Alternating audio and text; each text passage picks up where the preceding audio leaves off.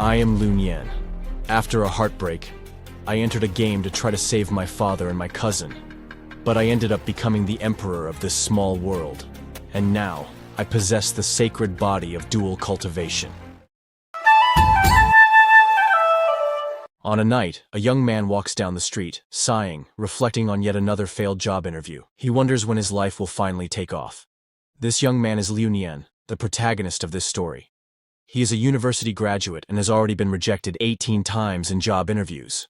Despite this, he has a beautiful, caring, and attentive girlfriend.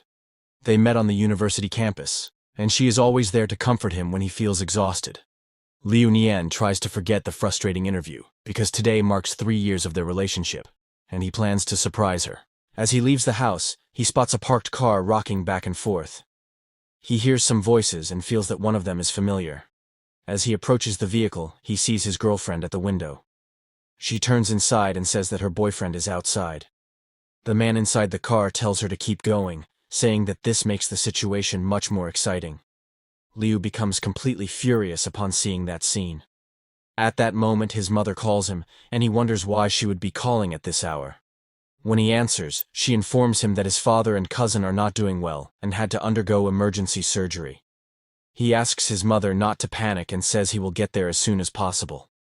Leaving the cake behind, he runs off to meet his family. Meanwhile, at the hospital, the doctor tells Liu's mother that for now, they are stable but have fallen into a deep coma and may not survive for much longer. He adds that, recently, the hospital has been receiving several patients with the same symptoms, and specialists have been unable to determine the true cause of the problem. Finally, he warns her to be prepared for the worst. A few minutes later, Liu arrives at the hospital looking for his father. His mother informs him that his father suddenly fell into a coma and, desperate, asks what they will do now. She says she had warned him not to play for too long and questions the consequences of what happened. The woman sitting beside her comments that she also tried to warn her son, but he disappeared. Even after filing a complaint about the game with the police, it was in vain, as they were told the server was foreign. Moreover, even if they destroyed the VR glasses, new ones would appear at their doorstep the next day. Liu wonders what kind of game this could be.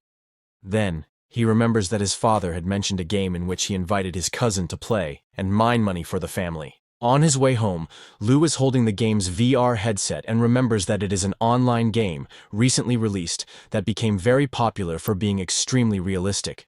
Due to this immersion, the game caused a huge stir in the gaming community. However, his father and cousin fell into a coma after playing it. Because of this, he decides to solve this mystery on his own. When he puts on the headset and enters the game, a welcome message from the system appears. 5 hours later, on Iron Mountain in the wilderness region, a ghost appears searching for a man. It asks for the weapon he received in the beginner's package, and no monster would be able to survive an attack from it. After defeating the ghost, Liu gains some XP, a few coins, and a cultivation stone.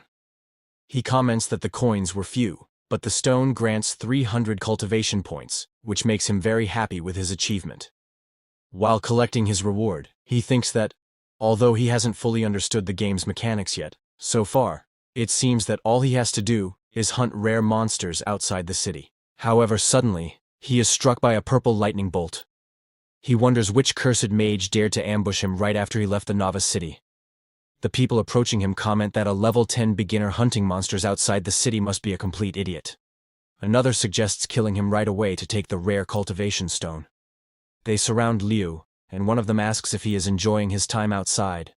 A girl begins to mock his equipment, while another player claims he will show the power of a superior player. Liu steps forward, declaring that it won't be so easy to intimidate him. Then, he uses a stink bomb he got in the beginner's village and takes the opportunity to run while his opponent is trapped in the stench curtain. He feels relieved for having bought all the items from the beginner's village, as they helped him survive. However, before he can fully escape, he is struck by a precise blow to the back.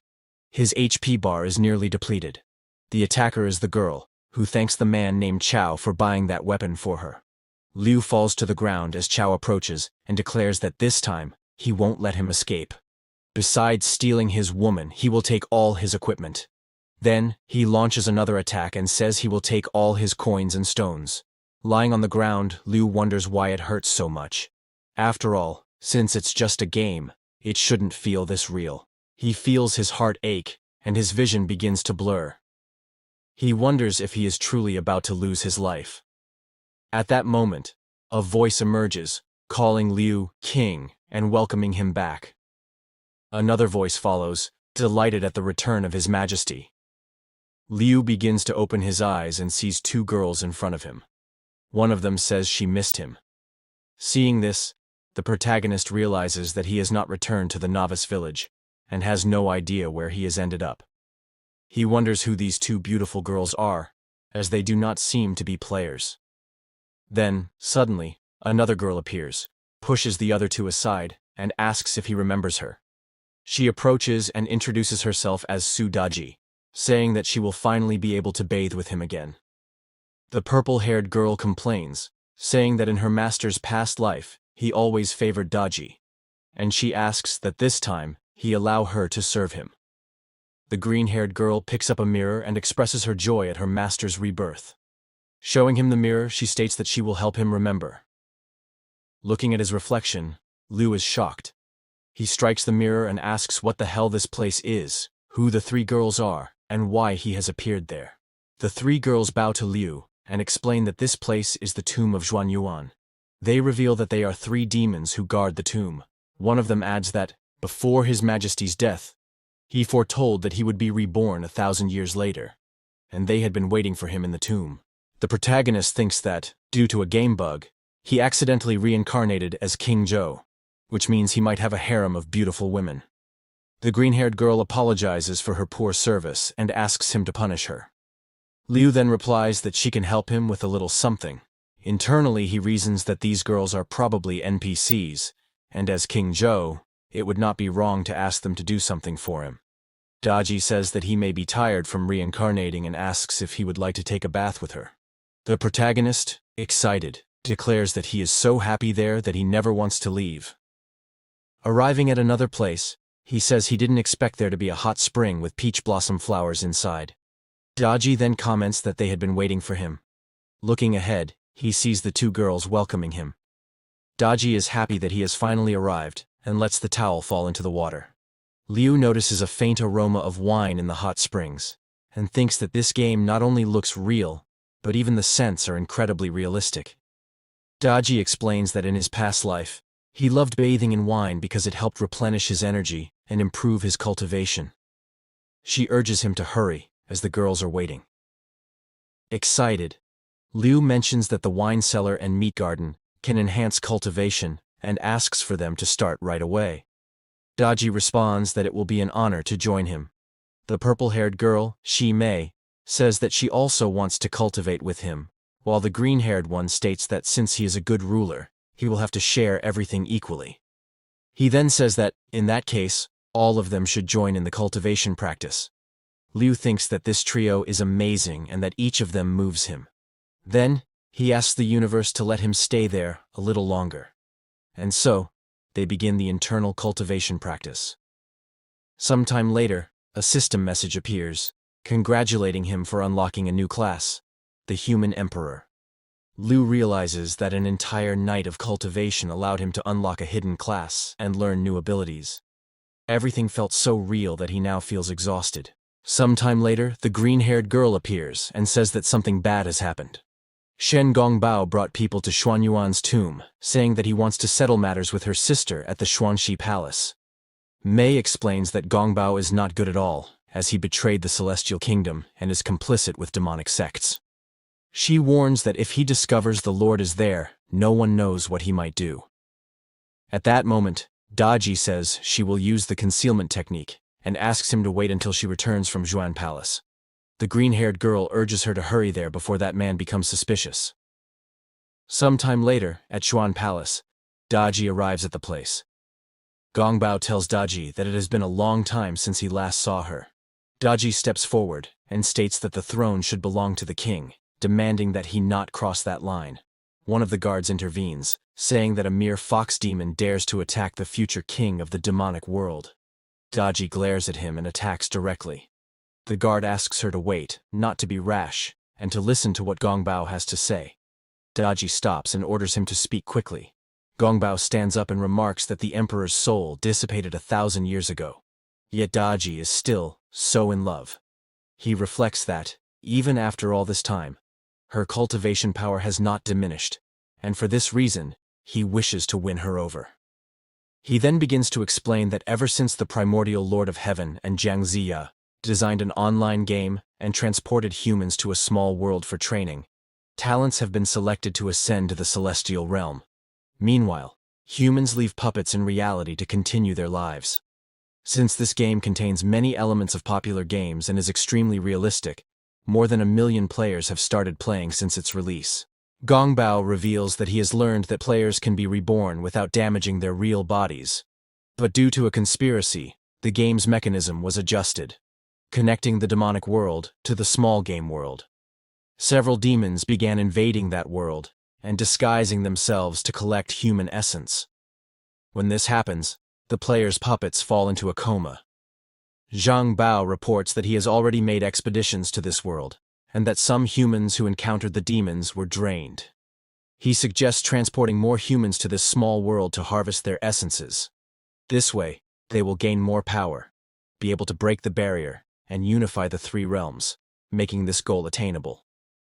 The protagonist hears everything and is shocked to realize that it was not just a game. He understands that some NPCs in the game are actually real and disguised demons, leading him to suspect that his father and cousin may have encountered one of these fake NPCs. Gongbao then recalls that before dying, Emperor Xia told Daji that he would return after 1,000 years. He asks if there are any clues about this, and continues explaining that the essence of the human emperor is extremely precious. If they manage to devour his soul and essence, the cultivation of the demonic sect leader will increase significantly. Even knowing that Daji is in love, Gongbao urges her to understand the gravity of the situation. Daji states that there have been no abnormalities recently, and that even if the emperor were to reincarnate, he would not remember anything and would not return there. Gongbao tells her that the celestial realm has kept them trapped in that tomb for 1,000 years, and that if they help him find the emperor, he will ensure their freedom. He then takes his leave, stating that he will patrol some areas of the game map and will not waste any more time there. After Gongbao's departure, Daji returns to the tomb and frees the protagonist from his pendant. He declares that he must stop Gongbao, as thousands of people could die if he succeeds in his plans, and the demonic realm would invade the real world. Determined, he decides to use his human emperor cultivation to find his father, Jiang, and thwart the conspiracy. The young women kneel before him, vowing to protect and serve him until the end. Daji then reveals a seal and explains that it is an artifact that only those with the emperor's lineage can open, asking him to examine it. Liu takes the object, wondering what might be inside. Daji instructs him to say the words, "I am the human emperor. Open the jade seal." As soon as he does, a yellow light begins to emanate from the seal, which floats in the air before finally opening before him. A sword appears. Upon seeing it, the protagonist becomes furious, as that damned sword is rusted. Shi Mei says that it seems to be the sword of the Phoenix King, which His Highness used to carry. She explains that the aura of the Phoenix Dragon's sword is fierce, capable of breaking through an army of 1 million men, but it requires a large amount of rare materials to be activated. Shi Mei says she will send the list of materials to His Majesty later. Liu realizes that he won't be able to use the sword right now, and that he needs to kill some monsters to level up while he's still under the effect of a buff. Daji suddenly hugs him. Saddened, she asks if he's already leaving the tomb, as after such a long separation, she can't bear to be away from him again. Liu gently strokes her head and says that he will always return so he can cultivate internally with them, asking her to be a good girl. Daji replies that it's wonderful, as she will be able to serve the king once again. The protagonist tries to teleport to the novice village, but he is unable to. Shi Mei explains that the village is too far away, so using normal teleportation is not possible. He asks if he's trapped there, and how he's supposed to level up. His third consort explains that his jade seal has a teleportation function, and that all he needs to do is think of the place, and he will arrive at his destination. Liu then takes the seal in his hand and concentrates. A portal opens above him. His consorts bow and bid farewell to their lord. Finally, he returns to the village of novices. Tired, Liu says he'll try to kill some monsters later, but at that moment, a crowd of people runs toward him, saying that the world boss has appeared. Looking at them, the protagonist wonders what that could be. A girl yells for everyone to get out of the way. Liu looks up and sees a beautiful, angelic girl flying over him. She lands, stepping on a few men who get irritated by it. However, our beloved protagonist is mesmerized by the girl and remarks that she is very beautiful. He watches her from a distance and remembers that those wings were a super rare item that increased speed. Even though many spent a lot of money trying to get them, few ever succeeded. Sometime later, a group of people was attacking a ginseng tree which, when destroyed, would grant a ripened fruit that served as a precious material to enhance cultivation. Liu was observing from a distance. He thought that this boss likely dropped rare materials, but decided to wait for now. A girl appeared holding a sword and charged toward the tree, delivering several strikes. Even though she was 2 levels below that demon, she felt she could handle the situation. Watching from afar, Liu thought she was very skilled. However, a crack began to open behind Liu, and a root emerged from it, grabbing both of their feet and wrapping them together, trapping them against each other. At that moment, Liu panicked. After trying to hold her, he couldn't take it anymore. The girl then noticed something strange, and asked what that weapon was that he was hiding and pressing against her abdomen. Liu, stammering, said it wasn't what she thought. It was just because she had been moving too much and things had gotten awkward for him. At that moment, a few ginseng fruits appeared beside them. The girl thought they were going to explode, and she was right. The fruits exploded on top of Liu, melting her clothes. Trying to pull himself together, he asked her to think about the magical items they had, as a second wave of explosions was approaching. The girl replied that she had an item called Phoenix Feather, which could get them out of there, but she couldn't use it at that moment. Liu told her not to worry, that he knew how to activate it. However, he let himself be carried away by strong emotions, and commented that he was smelling something really good. Annoyed, the girl reminded him that the next wave of explosions was coming, and that this was definitely not the time to be thinking about things like that. The girl asks him to activate the item quickly. He pulls her necklace with his mouth and tells her to stop moving. Then, he manages to activate the phoenix quickly. The girl is impressed, as it would normally take time to activate. The phoenix directly attacks the ginseng tree, and they manage to break free. The other people are somewhat upset, partly because the protagonist is siding with the girl, and partly because they find the power gap between paying and non-paying players in the game unfair. At that moment, the ginseng tree returns to its mutant form. The protagonist tells the girl not to worry, that he will take care of it. The men around them mock the protagonist, who is only level 9 and wants to face the boss alone. Hearing the comments, the girl remembers that her items are stored in the city warehouse and thinks that if things go wrong, she'll retreat. Even if it's embarrassing, it's better than dying and losing her gear. With the phoenix necklace in his mouth, the protagonist smiles and then jumps at the tree, activating the phoenix once again. The creature attacks the tree again. The surrounding people are completely shocked, while the phoenix continues to burn the demonic tree. The protagonist returns to the ground, being watched from afar by the girl, and manages to defeat the ginseng tree. Everyone is amazed by the power of that magical item. Then, a system message appears, congratulating Liu Nian for successfully defeating the ginseng tree. In addition to receiving rewards, he levels up from 9 to 12. The girl is fascinated. He used the phoenix 3 times in a row. Those 2 traders watch Liu from a distance, and Chao comments that Liu has many treasures and that they should find a way to rob him later. People around the protagonist become euphoric. The girl hears someone say there's something hidden in his mouth, something that could instantly activate magical items. She then thinks that might really be the secret behind his power. At that moment, the protagonist is looking at the phoenix item in his hand, until it breaks. Liu panics, knowing that item was worth the equivalent of a house in the city. The girls start running toward him, calling him a hero and wanting to be with him. But the girl thinks that if she kisses him, she'll find out his secret, because she believes he won't be able to resist. She starts running toward him, knocking down all the other girls in her way. As she gets close, Before he can say anything, she kisses him, leaving the protagonist completely confused. They kiss for so long that they end up lying on the ground naturally.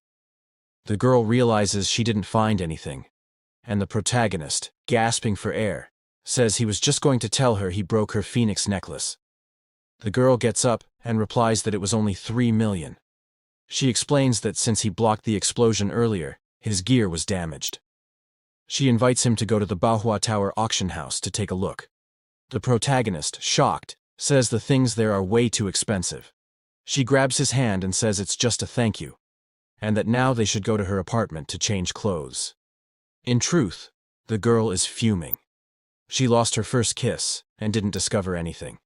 She's not going to let it slide and is determined to search him thoroughly. She then thinks, with determination, "Tonight I'll take everything from him." Arriving at her house, the protagonist is startled by the size of the mansion located in the VIP area. Looking inside, he starts doing the math. The in-game currency is 1-to-1, so that residence is worth millions. He enters her room and is enchanted by everything, even throwing himself onto the bed. The girl comments that the last battle left her feeling very dirty, so she's going to take a shower. And so she does. At that moment, the protagonist wonders how he ended up at that level, and whether she might somehow be offering herself to him. While showering, the girl says she's glad she bought a box of charming incense earlier. She applies the product to her body and states that as soon as he faints, she'll look for whatever he's hiding. Sometime later, she returns to the room. Since there was still some time before the Manhwa Tower auction, they could rest for a while. The protagonist and his friend, seeing the situation, get excited. She asks how his legs are doing, and he replies that they're feeling great. Then she asks if he wants to try a little. Smelling the incense, he leans in to sniff her and, unable to hold back, jumps on top of her, saying he can't take it anymore. Confused, the girl wonders why he didn't pass out from the smell. At that moment, she remembers what happened earlier. She had gone to a merchant to ask if he had something that could knock anyone out. The merchant offered her a box and explained that simply knocking someone out might not be effective, but the vial inside contained something much stronger. She decided to buy it. Back in the present, she realizes the merchant had actually sold her an aphrodisiac instead of a knockout elixir. The protagonist kisses her, and she ends up giving in to the moment and the situation. The next day, she's wrapped in the sheets, thinking that she didn't manage to uncover anything. And on top of that, got too involved in something that lasted more than 6 hours. Liu apologizes for that. She gets up in a panic and says that apologizing won't help. Now he's the son-in-law of the Fang family. She grabs a virtue manual and tells him that regardless, he's her partner now. If she finds out that he's not walking the straight path, she threatens to cut off his little buddy. She walks away and says it's getting late and they need to go to the Manhwa Tower auction. At that moment, she collapses to the floor, and he, worried, asks what happened and if she's okay. She turns to him and says, "It's all his fault." Liu apologizes again. She throws a card at him and says it has a 1 billion limit, asking him to leave. The protagonist accepts immediately, but later goes into shock when he realizes the card's limit. Miss Fang returns to bed and tells him he can buy whatever he wants, as she's going to rest for a while. As he gets ready, the protagonist thinks he doesn't like depending on anyone, but for the sake of his father's safety, he'll accept it for now. Lying in bed, Miss Fang reflects that the night was very good, that Liu is a strong man, and if he trains a bit, he'll become a great asset to the Fang family. Sometime later, upon arriving at Manhwa Tower, Liu thinks to himself that just the entry fee is 1 million. He wonders if this is the world of big spenders. At that moment, he notices someone familiar nearby. It's his ex-girlfriend, together with her current partner. Chow asks why a beggar is trying to enter the auction. The trader mocks the protagonist and says she was very lucky to have chosen Brother Chow. Otherwise, her life would be a mess. The protagonist calls them a despicable couple and says he'll show them what true wealth looks like today. A receptionist asks if he wants to participate in the auction and informs him that, in order to do so, he must prove he has a fortune exceeding 10 million. At that moment, the protagonist thinks that he will indeed have to use Feng Xie's money. but decides he will repay her for it later. The traitorous couple starts laughing at the protagonist. Chao declares that if Liu has the money to enter the auction, he will live-stream himself eating feces. The girl, laughing, says she knows just how poor he is, which makes the people around them start mocking the protagonist. However, he pulls out the card he received from Feng Qier, leaving everyone around stunned, as it takes more than 100 million in spending to possess such a card. The couple suspects the card is fake, and asks security to check it thoroughly. The guard approaches the protagonist and warns that, if the card is fake, he will suffer the consequences. But when the card is scanned, it is instantly approved. The guard returns to the entrance and informs the protagonist that he is welcome in the VIP area. The guard turns to the two traitors and tells them not to cause a scene, and, if they must eat feces, to do it near the local chemical toilet. The two are left speechless, while the people around laugh at them. Even so, they stand up and walk toward the auction entrance. Chao claims that Liu will pay for making them go through such humiliation, but they are stopped as the entrance is exclusive to VIPs, and they only have a standard gold card. Chao glances to the side, sees the size of the line, and thinks it's the worst day of his life. The girl is furious that Chao couldn't get into the VIP area with her, and having been humiliated by Liu, decides she needs to find someone much richer. Sometime later, inside the auction room, Liu is seated, reflecting on the rumors he heard about treasures and cultivation techniques often auctioned there. Meanwhile, Chao watches the protagonist from a distance and assumes he must have stolen or obtained that card illegally. At that moment, the Madame of Baohua Tower asks for everyone's attention and announces the beginning of the session. She presents the first item, an ice jade incense, a high-level artifact refined with essences from various rare fragrances. When used in battle, it restores 50% of the user's health. The starting bid is 1 million, with minimum increments of 100,000. Several bids begin. Chao stands up, offers 2 million, and says he'll give it as a gift to his girlfriend, because, unlike a certain someone, he knows how to choose presents, even after 3 years of dating. Smiling, he mentally challenges the protagonist. Liu raises his paddle and offers 4 million. People around say the item isn't worth that much, as it's just a support artifact. Chao, at that moment, realizes he can't compete with someone who holds a gold-black card. The hostess strikes the gavel and closes the deal at 4 million. She congratulates the winner and announces the next item. Upon receiving the incense, the protagonist thinks it could save lives and is therefore worth every penny. The girl, now intrigued, wonders if Liu was provoked by Chao's words, and if so, she won't turn him down. The following rounds go by without any particularly special items, just as the protagonist suspected. Then comes the final round, featuring an item called the 9 Luminaria's Azure Dragon Cloak. The protagonist gets excited upon seeing it. The hostess explains that the item is made with the finest golden thread, imbued with the essence of dragon bones, and grants exceptional physical and magical attack and defense, turning its wearer into a walking powerhouse. The starting bid is 3 million, with minimum increments of 100,000. Everyone in the room shows great interest. Chao stands and places a bid. The girl praises him, while he only wonders what the protagonist will do next. Liu stands and announces a bid of 10 million. Everyone is shocked by the amount, with many reacting in frustration or anger. The hostess becomes interested in Liu, as she didn't expect to see such a big spender at a regular auction. She says she won't let him slip away, and finalizes the sale at 10 million. The protagonist turns to Chao and says, "This is what it means to be truly rich, and you're not even close to my level." Liu then decides that everyone who insulted him will pay. The traitor, realizing the situation, begins to think of a way to get close to Liu again, and decides that she will return to him. The protagonist arrived at the locker room of Baohua Tower.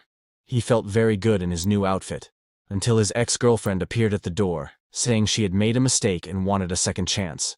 Smiling, the protagonist asked if she wasn't with Jin Chao now, and why she was crawling back to him. The girl approached, apologized, and said she had made a mistake. Since they had not celebrated their 3-year dating anniversary, she intended to make it up to him that night. Looking at that viper, the protagonist thought that, at this point, she meant nothing to him anymore, and he had already seen far better. He then recalled his beautiful consorts. Rejecting the woman, The protagonist said that during their 3-year relationship, she had never wanted to do anything, claiming it would only happen after marriage. But with Jin Chao, it had been different. At that moment, someone arrived at the locker room door and asked why there was so much noise. Liu was surprised to see that it was the madam of Baohua Tower. She approached and asked if he had some time to talk that night. Avoiding looking directly into her eyes, the protagonist grew excited at the proposal. Meanwhile, his ex, fallen to the ground, watched the two of them. The madam then kicked the traitor, saying that a mediocre person like her should be content with cleaning the tower's bathrooms. Chao arrived at that moment, accusing the protagonist of being a fraud and bringing some guards with him. The men asked Liu to cooperate with the investigation and hand over his card so they could verify the account. Liu handed over the card, but mentally called out to Miss Fang, asking her to save him from any trouble. The pair of traitors gathered again and began mocking the protagonist. However, the guard announced that the card had been verified and was indeed registered in Mr. Liu's name. The protagonist felt relieved, mentally thanking Miss Fang for changing the account information just in time. Before leaving, the guard warned Chao that if he continued slandering others, he would be sent for interrogation. Irritated, Chao turned to Liu and asked how a rat like him could have obtained such a card, and what trick he had used. Laughing, Liu replied that he loved seeing Chao so angry. Furious, Chao drew his sword, saying he would eliminate Liu. Confident, the protagonist challenged him, saying he wanted to test his new outfit. However, the lady of the tower struck Chao with her fan and stated that it was enough, threatening to eliminate him if he insisted on fighting inside Baohua Tower. Beaten, Chao realized it was better not to mess with her. As he and the ex-girlfriend reached the door, before they could say anything else, the lady of the tower kicked them out. Turning to the protagonist, the lady of the tower said he now owed her a favor and asked how he intended to repay her. Liu thanked her for the help and offered to buy her dinner. She refused, saying that dinner was not necessary, and suggested he come to her room to talk a little. Liu, remembering he had just spent the previous night with Fang Qier and fearing he would be exhausted, hesitated, asking if that wouldn't be inappropriate, as she seemed to be a married woman. Sadly, she asked if he was suggesting she was too old. Approaching him, she claimed to have far more skills than any younger woman. Whispering something in his ear, she left the protagonist desperate to escape, claiming he had something urgent to resolve. However, she stopped him, asked him to listen, and then pulled him into a kiss. While kissing him, she thinks she heard that he might have something hidden in his mouth, and she wants to search for it herself. She tastes the same flavor as her older sister, but wonders if her sister had not been sealed in the tomb of Xuanyuan. Then she thinks, if there's a trace in the mouth, there must be one elsewhere too. She kneels down and tells the protagonist that she will help him relax a little. She realizes it is indeed the taste of her older sister, as well as that of Sister Hu and Sister Wang. At that moment, the protagonist wonders if this is how the rich live. The young woman questions who else, besides Emperor Xin, could have had the services of her sisters. She had heard that Emperor Xin once worked at the Celestial Marriage Registration Office, but was demoted to the human realm for frequently missing work. The protagonist, feeling extremely hot and unable to hold back any longer, ends up setting off fireworks. The girl stands up and asks how it was for him, and trembling, Liu responds that it was incredible, absolutely fantastic. She then offers him a cell phone, saying that since he is new there, he might not yet have a way to communicate, and now he would have her contact. If he needed anything, he could call her, as Qingjuya would always be available for him. The protagonist becomes excited upon realizing that in that world there were also cell phones, as he thought everyone still used talismans to communicate. Smiling, she says that Liu is funny, because using talismans was something from ancient times. Nowadays, people use cell phones for distant calls and telepathy for close-range communication. She hugs Liu and asks if he would like her to teach him telepathy. Suddenly, a light appears in front of Liu. It is the Emperor's jade seal, making Ya certain that he must be the reincarnation of Emperor Xin. At that moment, she gives him a storage ring and explains that leaving a cell phone exposed could cause trouble. But with the ring, he could store it safely. He thanks her, and she responds that it's no problem. However, she then remembers her sister, who has been trapped for 1,000 years, and how her family had faced difficult times since then. The protagonist wonders if Ya might be working with Shen Gongbao, but the girl tells him to relax, as she would not betray him. The protagonist is surprised to realize that she was able to read his mind. She warns him to be more careful with his thoughts around powerful people, as they can see what is on someone's mind. The protagonist then starts praising her in every possible way. Embarrassed, the Lady of the Tower replies that he does not seem like Emperor Xin, and asks if all the time away had softened him. But she quickly asks him to stop joking, reminding him that the place was dangerous. She picks up a book of teachings about the mortal journey, and tells him to try to learn something from it. The protagonist thanks her for her kindness, and asks if the tower sells information, as he wanted to know something about his father and cousin. She confirms and says she will make the request, and they will probably get a reply in a few days. The protagonist thanks her and says he will return to cultivating, so as not to take more of her time. She answers that she would have stayed longer with him, as she thought they would spend most of the night together. At that moment, a short man appears and asks if he can talk to her late into the night, since he has a lot of free time. Annoyed, she asks if he ever gets tired. The man insists, offering her his great-grandfather's treasure in exchange for her company. Irritated, she spits something into the man's mouth, who comments that the taste was a bit salty that day and asks if she is feeling well. Furious, she yells at him to leave, while in the background, the protagonist recognizes his little ones in the man's mouth. Sometime later, the protagonist is leaving the tower when the short man calls out to him, asking Liu to wait.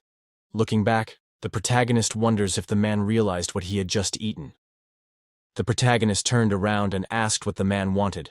The short, irate man said that even though Liu was just a mortal, Sister Qingqiu served him willingly.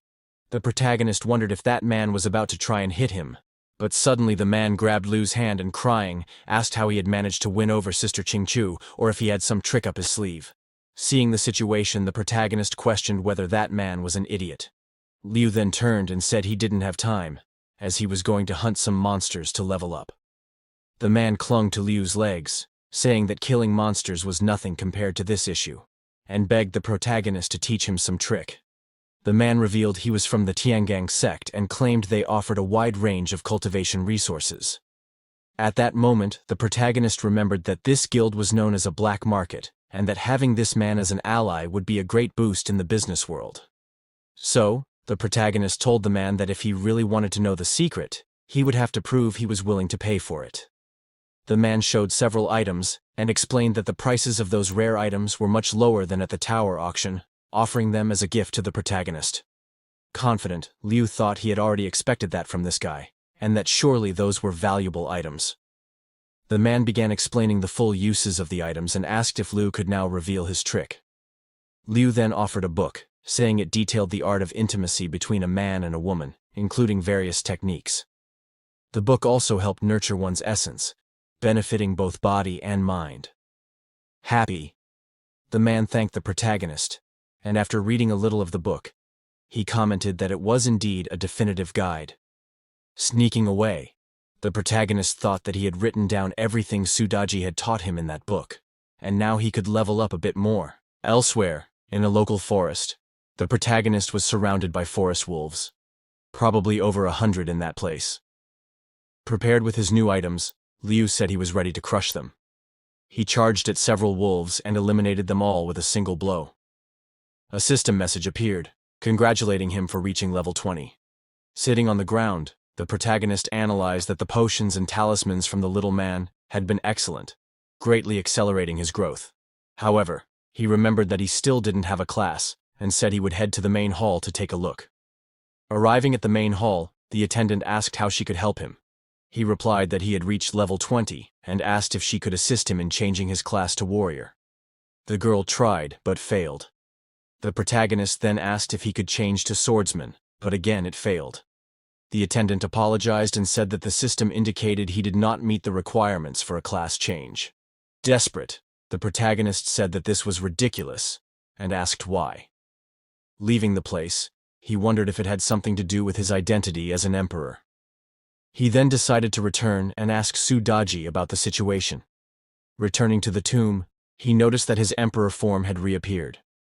When Daji saw him arriving, She ran to him and said she had missed him. Liu replied that his boost was almost over and that he had returned to recharge it. He asked why he couldn't change his class. Daji explained that because of his imperial bloodline, he could not be compared to mere commoners. She then said that she would prepare a spiritual fruit, which had the power to raise his limits. But he would need to be conservative with special techniques for 3 days. Liu thanked her for this. His second consort appeared, saying that she too had missed him and was very happy to be able to serve him. Consort Mei commented that from now on, he shouldn't have a favorite anymore, but rather share his love among all of them. Daji explained that while he was away, they had channeled their cultivation to create a unique artifact for him. The protagonist became excited upon hearing this, and Daji asked him to follow her. The protagonist then came across a radiant red bed. Daji said that this artifact would make his cultivation twice as fast. Embarrassed, Liu said that this must truly be a precious treasure. The girls then climbed onto the bed and asked what he was waiting for to start cultivating. A long time has passed in cultivation, and a new disciple has been introduced. The disciple's name is Niu. She bows and says she is happy to meet the king.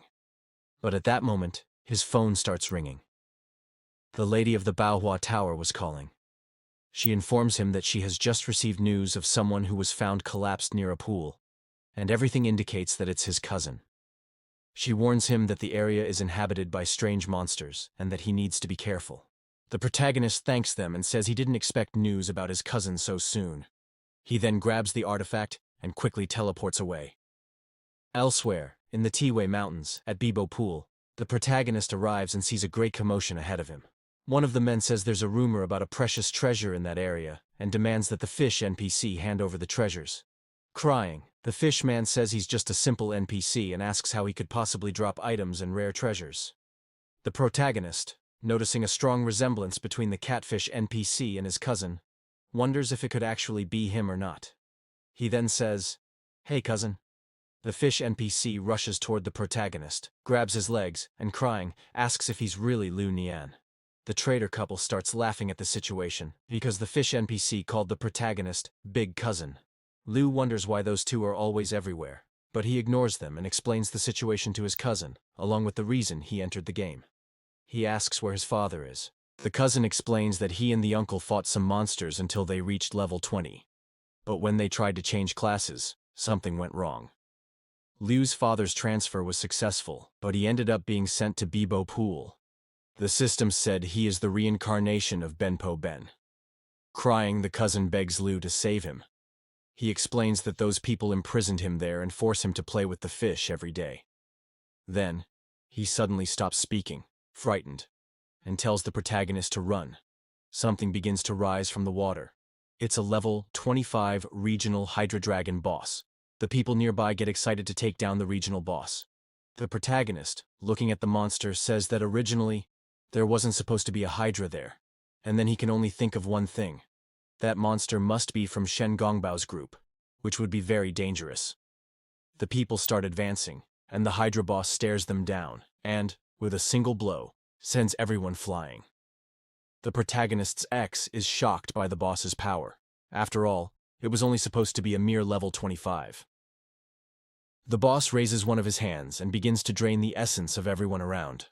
Laughing, he says that he was suppressed for 1,000 years, and that his strength was drastically reduced. With this essence, he will be able to regain his power. He continues absorbing everyone's essence until they are reduced to mere dry husks. He then orders his subordinates to capture the others and take them to his cave. His minions charge toward Liu and the others. The protagonist quickly grabs a scroll and activates 2 talismans to launch an attack. The scrolls envelop the attackers, who are eliminated within seconds. Liu turns to his cousin and asks him to pretend he's attacking the protagonist so he can escape. He promises he'll find a way to return and save him. The cousin agrees, and they begin to stage a fight.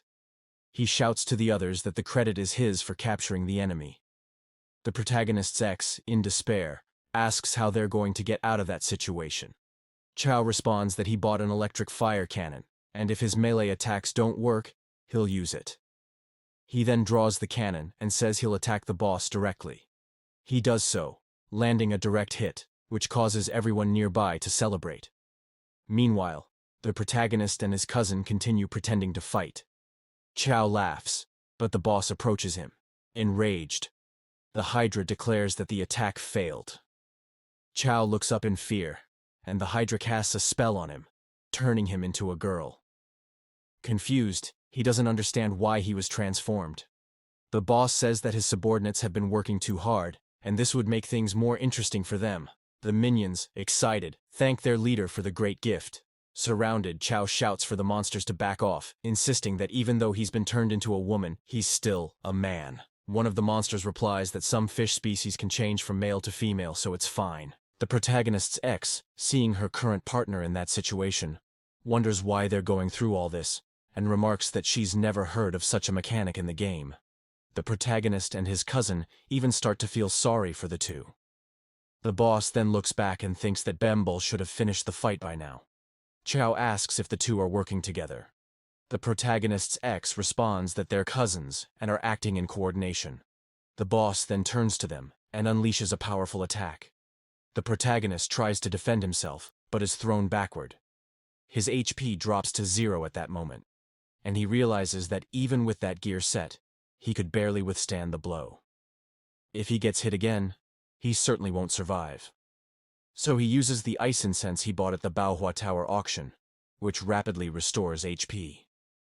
Even at the risk of having his identity exposed, he uses the king's treasure to attempt a teleport, knowing that if he doesn't get out of there, he'll die. He desperately wanted to take his cousin with him. The Hydra monster realizes that this is Emperor Shin, and casts a spell to cancel the protagonist's teleportation. Liu, seeing this, thinks that it's all over. Preparing all his items, Liu decides that he is going to fight and that he doesn't want to be eliminated there. The demon Hydra says he will capture the essence of that mortal emperor and then launches a direct attack toward Liu. Due to the speed of the attack, the protagonist thinks it's all over, but his cousin jumps in front of him, defending him. He turns and tells Liu to run, thanking him for coming there to save him. Seeing his cousin wounded, Liu begins to cry. He remembers the time when the two of them used to go to cyber cafes, and his little cousin would defend him. A stinky fish like this is overestimating itself. Then he turns to Liu, who has his head down, and tells him that it's his turn now. Filled with rage, Liu declares that he will eliminate the demon Hydra. The demon, mocking him, says that he is just a mere human, and that it would only take one finger to defeat him. But before the monster can say anything else, Liu pulls out his talismans. However, the demon grabs the scrolls and burns them. Even so, Liu charges forward and says it's not over yet. He then unleashes a triple wind strike. He begins to attack with all the items he has, and each blow removes 1% of the monster's HP. Hydra's minions wonder why their master is being overwhelmed by a human. One of them questions whether magical weapons can be used infinitely. A few remaining people watch from afar, silently and anxiously. The confident demon says that Liu will never be able to kill him, for there is a vast difference between humans and enlightened beings, a barrier Liu will never be able to cross. But Liu, focused, declares that the monster deserves to be eliminated. Hydra asks the protagonist how he dares to challenge him with a rusty sword. Suddenly, the monster realizes it cannot move. Consumed by hatred, Liu cuts him in half. Hydra's minions are shocked by the scene and can't believe Liu managed to strike their master. The people who were being captured begin to rejoice at the possible chance to escape. At that moment, Liu thinks that he has already used everything he got from the pig man. And even though that sword is not fully forged, its hardness would already be enough. Seeing his imminent defeat, Hydra unleashes a massive power, and a shockwave pushes Liu far away. Once again, his HP drops to nearly 0. Hydra, now in an even more terrifying form, tells the protagonist that he will show him the enormous difference between mortal humans and enlightened beings. Everyone on the beach starts celebrating Liu's possible victory over the monster, but Hydra's minions start laughing and say that those people are celebrating too early. Hydra begins to transform into water. Liu, confused by what he sees, watches as the monster starts returning to his original form. He then declares that he will no longer give any chances to the mortal emperor. Liu realizes that the demon had sacrificed one of its snake heads to forge a new one. The Hydra demon declares that humans, like bedbugs, can still hurt him, but even if he wipes them from the earth, the hatred in his heart will never fade. Then, he launches a powerful attack on the protagonist, who has no energy or means to defend himself. Suddenly, a light appears in the sky, and a voice is heard from above, shouting not to harm Lucia. The Hydra demon looks up, confused, and at that moment, a massive golden dragon descends from the heavens and quickly eliminates him. A system message appears, congratulating Liu for defeating the boss of the dark faction, and he levels up from 20 to 24. He looks to the sky and sees a man riding a winged beast. He wonders how this man managed to defeat the Hydra demon with a single strike. This man was Wen Zhong, the great teacher of the Yinshang dynasty, who after his death was granted the title of the Nine Heavens. Wen Zhong lands before the protagonist, kneels, and apologizes for not arriving in time to save him. However, he expresses great joy at meeting him again. At that moment, two other figures appear in the sky, and, with lightning descending straight from the clouds, eliminate all of the Hydra demon boss's minions. Two beams of light descend toward Liu and Wen Zhong. A man introduces himself as Zhang Guifang, claiming to be the commander of the Qinglong Passage and a great minister of the Shang dynasty. The protagonist is left speechless upon seeing him. The third man introduces himself as Zhang Kui, also from the Shang dynasty. The protagonist throws himself to the ground, realizing that all these men had died in the battle of the Shang dynasty. Then, he stands, thanks them for their help, and says that he'll be fine. At that moment, the protagonist's cousin cries out for help. Desperate, Liu asks the men if they can save him. Guifang holds the cousin and gives him a healing orb, telling the king not to worry. Once he takes the pill, he'll be healed and become human again. A few minutes later, the boy gets up, says he's fine, and confirms that he has returned to human form. Liu deeply thanks General Zheng, who replies that there's no need for gratitude, as what he did was a small gesture. Wen Zhong comments that the souls on the list must fulfill their duties. Zhang Kui adds that they are bound to that list and hopes that the emperor will soon ascend to the immortal realm and help them break their chains. Liu agrees and says he will train intensely to reach the highest level as quickly as possible. Wen Zhong warns him that His Highness mustn't think like that, as the path to cultivating immortality is long and each step must be taken carefully. Embarrassed, the protagonist says he was just speaking casually, but he does intend to level up quickly. Kui then asks what they should do with the remaining people nearby, and suggests eliminating them to preserve the identity of His Highness. The traitorous couple, desperate, insists they saw nothing, and Chao only wants his body back. Thinking through the situation, Liu concludes that if the three kill innocent people, they might be added to the list of names, which would be bad for them. He decides that erasing their memories would be better. The three exchange glances and say the king is wise. Then, the elder Zhong activates his magic, erases the memories of everyone on the beach, and reverses the Hydra King's spell on those people. They mount their flying beasts again, and, before departing, say that since the problem is resolved, they will leave before others arrive and discover their identities. Flying through the sky, they wish the protagonist success in his cultivation and hope he ascends to immortality as soon as possible. Liu turns to his cousin and says he must take care of something, but that his cousin can now return to the novice village and continue training. His cousin replies that he will work hard to match the protagonist's power. Somewhere beneath the waters, a palace appears. A wedding amulet begins to crack. A furious woman asks who was responsible for killing her beloved. This was Princess Wan Sheng, wife of the nine-headed Hydra. She leaves the palace and tells her attendants that she will be gone for some time. Angry, she vows to find out who did it, and to take revenge on whoever harmed her beloved. Returning to the protagonist, he realizes he forgot to inform Wen Zhong and the others about Gongbao's plans. So, he decides to go back and continue strengthening his body in the tomb with the concubines. Upon arrival, he shouts, announcing that he's back. The three concubines welcome him warmly. He asks them to stand and inquires about Daji's whereabouts. Mei explains that Daji had to go prepare the auricular fluid in the inner sanctuary. He then decides to continue strengthening his eyes, as he wasn't able to complete the process last time. He grabs the fourth concubine and runs off. After finishing the eye enhancement, he feels as though he can see everything clearly. Daji appears and says she had been waiting in the sanctuary the entire time.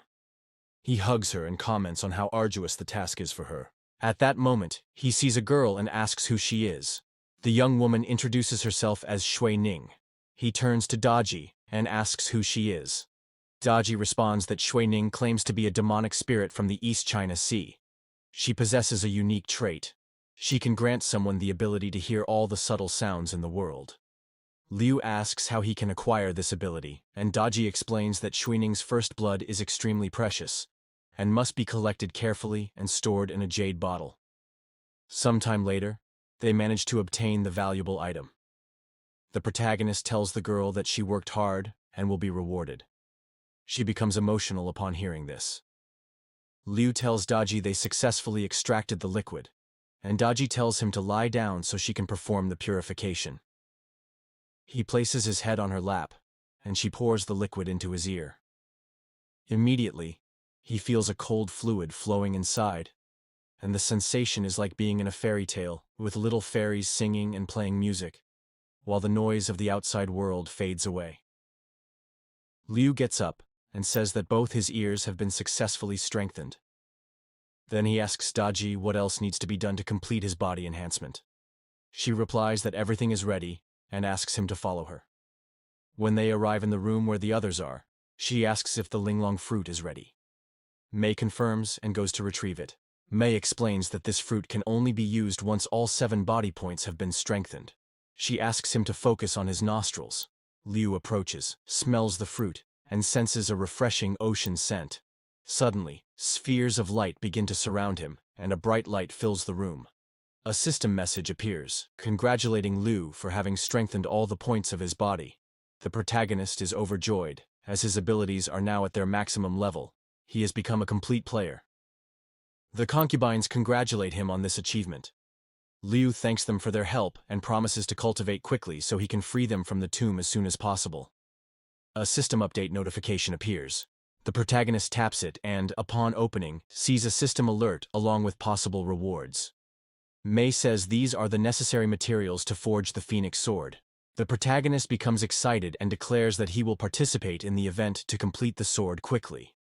Meanwhile, in the Valley of 10,000 Underworlds, the location of the upcoming event, a woman seeking revenge for the death of the Hydra demon remarks that Gongbao claimed the reincarnation of King Zhou and Wen Zhong were responsible. While she is not yet strong enough to face Wen Zhong, she feels confident she can eliminate the reincarnation of King Zhou. The day before, Princess Wansheng stood before Gongbao, asking who had done it. He replied that, at first, her husband had been watching over Bibo's pool, but they hadn't imagined that one of the players would be the reincarnation of the mortal king. He added that he was also very saddened by the loss. Seeing the young woman's sorrow, Gongbao said he had thought Wen Zhong would eliminate all the humans to ensure the secret of the mortal king was kept. But when he sent his men there, he saw that everyone was still alive. She then asked why he didn't just imprison all the humans and force them to reveal who the reincarnation of King Zhou was.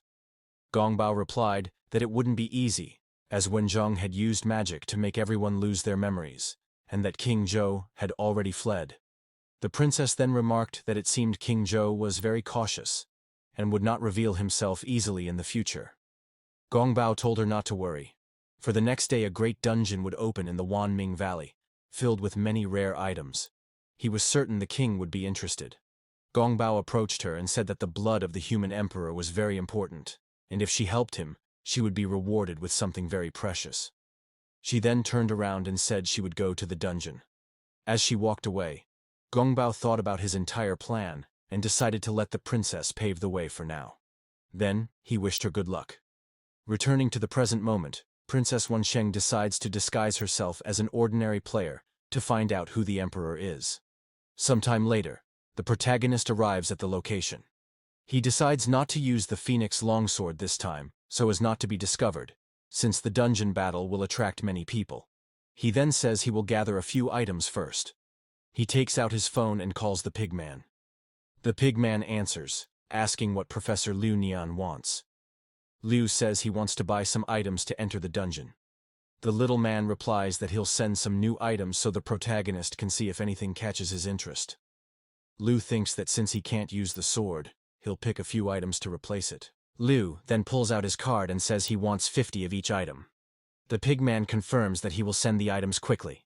When the protagonist looks up, he sees a flying pig, and a system message appears saying his items have arrived. Upon opening the chests, the pigman explains that he sent a few extra intelligence items for the protagonist to use in daily life. The protagonist simply thanks him. Before hanging up, the pigman asks if there's anything else beyond the book he gave Liu. Liu replies that he's been very busy lately, but when he has time, he'll check if there's anything more. At that moment, Miss Fang arrives from behind the protagonist and asks if that's where he was. Liu turns around and says he was looking for her father, apologizing for it. She then asks if what she gave him was enough. Embarrassed, the protagonist asks if she'll also be joining the dungeon and who the people with her are. Fang Qie responds that they are her friends, Shu Meijiao and Shu, and they are looking for people to form their team. Meijiao asks if Fang knows that man. The girl replies that Liu is the fiancé of the Fang family and that he is very strong, suggesting they take him with them into the dungeon. Meijiao asks if he is Fang's husband, and she replies that he is just her fiancé. Liu then introduces himself and thinks that the people brought by Fang wouldn't be a problem. Shu says that the team needs a control mage, but that guy is just a level 24 adventurer who hasn't even chosen a class yet, so he'd be nothing but a burden. Meijiao says she doesn't understand how Fang Qie could have chosen him. The protagonist, looking at the two of them, wonders why they hate him so much. Another person appears, asking if she could join the team since there are still few members.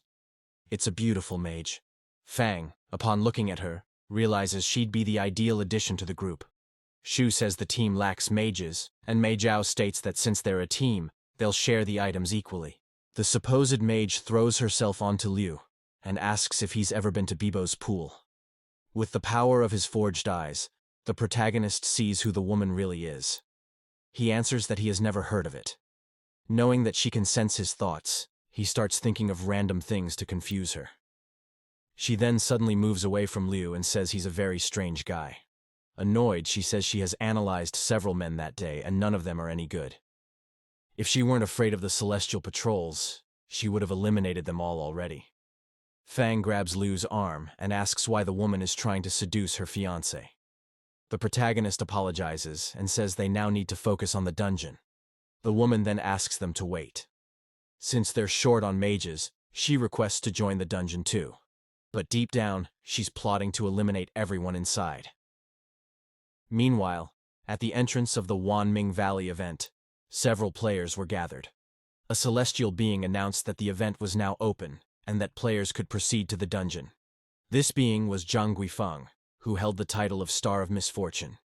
He then became enraged, and declared that one day he would put an end to the list of the gods, and rid himself of that title once and for all. Soon after, the entrance portal to the dungeon appeared, and the players rushed in to try and grab the rare, limited-quantity items. Guifeng, while observing Liu's team, noticed a different aura emanating from the supposed mage and stated that he needed to investigate. As he tried to leave his post as a gatekeeper at the dungeon entrance, someone appeared, asking where he was going. It was Huang Tianxiang, the Master Star, who said that a misfortunate star dared to call him by name. Guifeng replied that he wasn't afraid, and then the Master Star said he would show him the consequences of such defiance. At that moment, a voice interrupted the argument, yelling for the two to stop. The person continued, saying that this fight had lasted for thousands of years and that they still hadn't moved past it. He reminded them that they all now served heaven and must protect the world's order. Tianxiang bowed and said the third son was right, then left the scene. Meanwhile, Guifeng explained that he had seen a monster disguised as a player entering the dungeon and wanted to investigate but was stopped by Tianxiang. The third son responded that he had recently heard reports of monsters invading that small world, and asked Guifeng to remain on guard there, as he himself would go inside the dungeon to investigate. Then, he quickly entered. Meanwhile, somewhere inside the dungeon, the protagonist and his team were passing through. Fang remarked that before entering the dungeon, there had been many people, but now, after entering, only a few remained. She asked what could be happening, and Liu replied that the dungeon had a unique system of random elimination at various points, and only those who reached the deepest layers could participate in the battle against the boss. Looking back, he thought that Princess Wansheng had stopped listening to him and had only entered because of the celestial guards and because Fang had argued with her outside. She probably didn't dare to read his mind again. He then explained that upon entering the dungeon, he tried to move as slowly as possible so Guifang would sense something was wrong. If he had revealed the princess's presence on his own, his ability to see real monsters would have been discovered by the enemies. His plan at the moment was to check if there were any more real monsters around. If they were just NPCs and were eliminated, they would reappear somewhere. But if it was a real monster, it would definitely have to be attacked directly. In the corridor ahead, Liu noticed that everyone there was just an NPC. Mei Zhao said she would lure some monsters so the mage could freeze and eliminate them.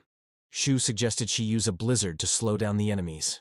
The mage stated that she would fight them now but would later eliminate all of them in the lower levels of the dungeon. Fang then asked everyone to be careful, as a new wave of monsters was about to appear.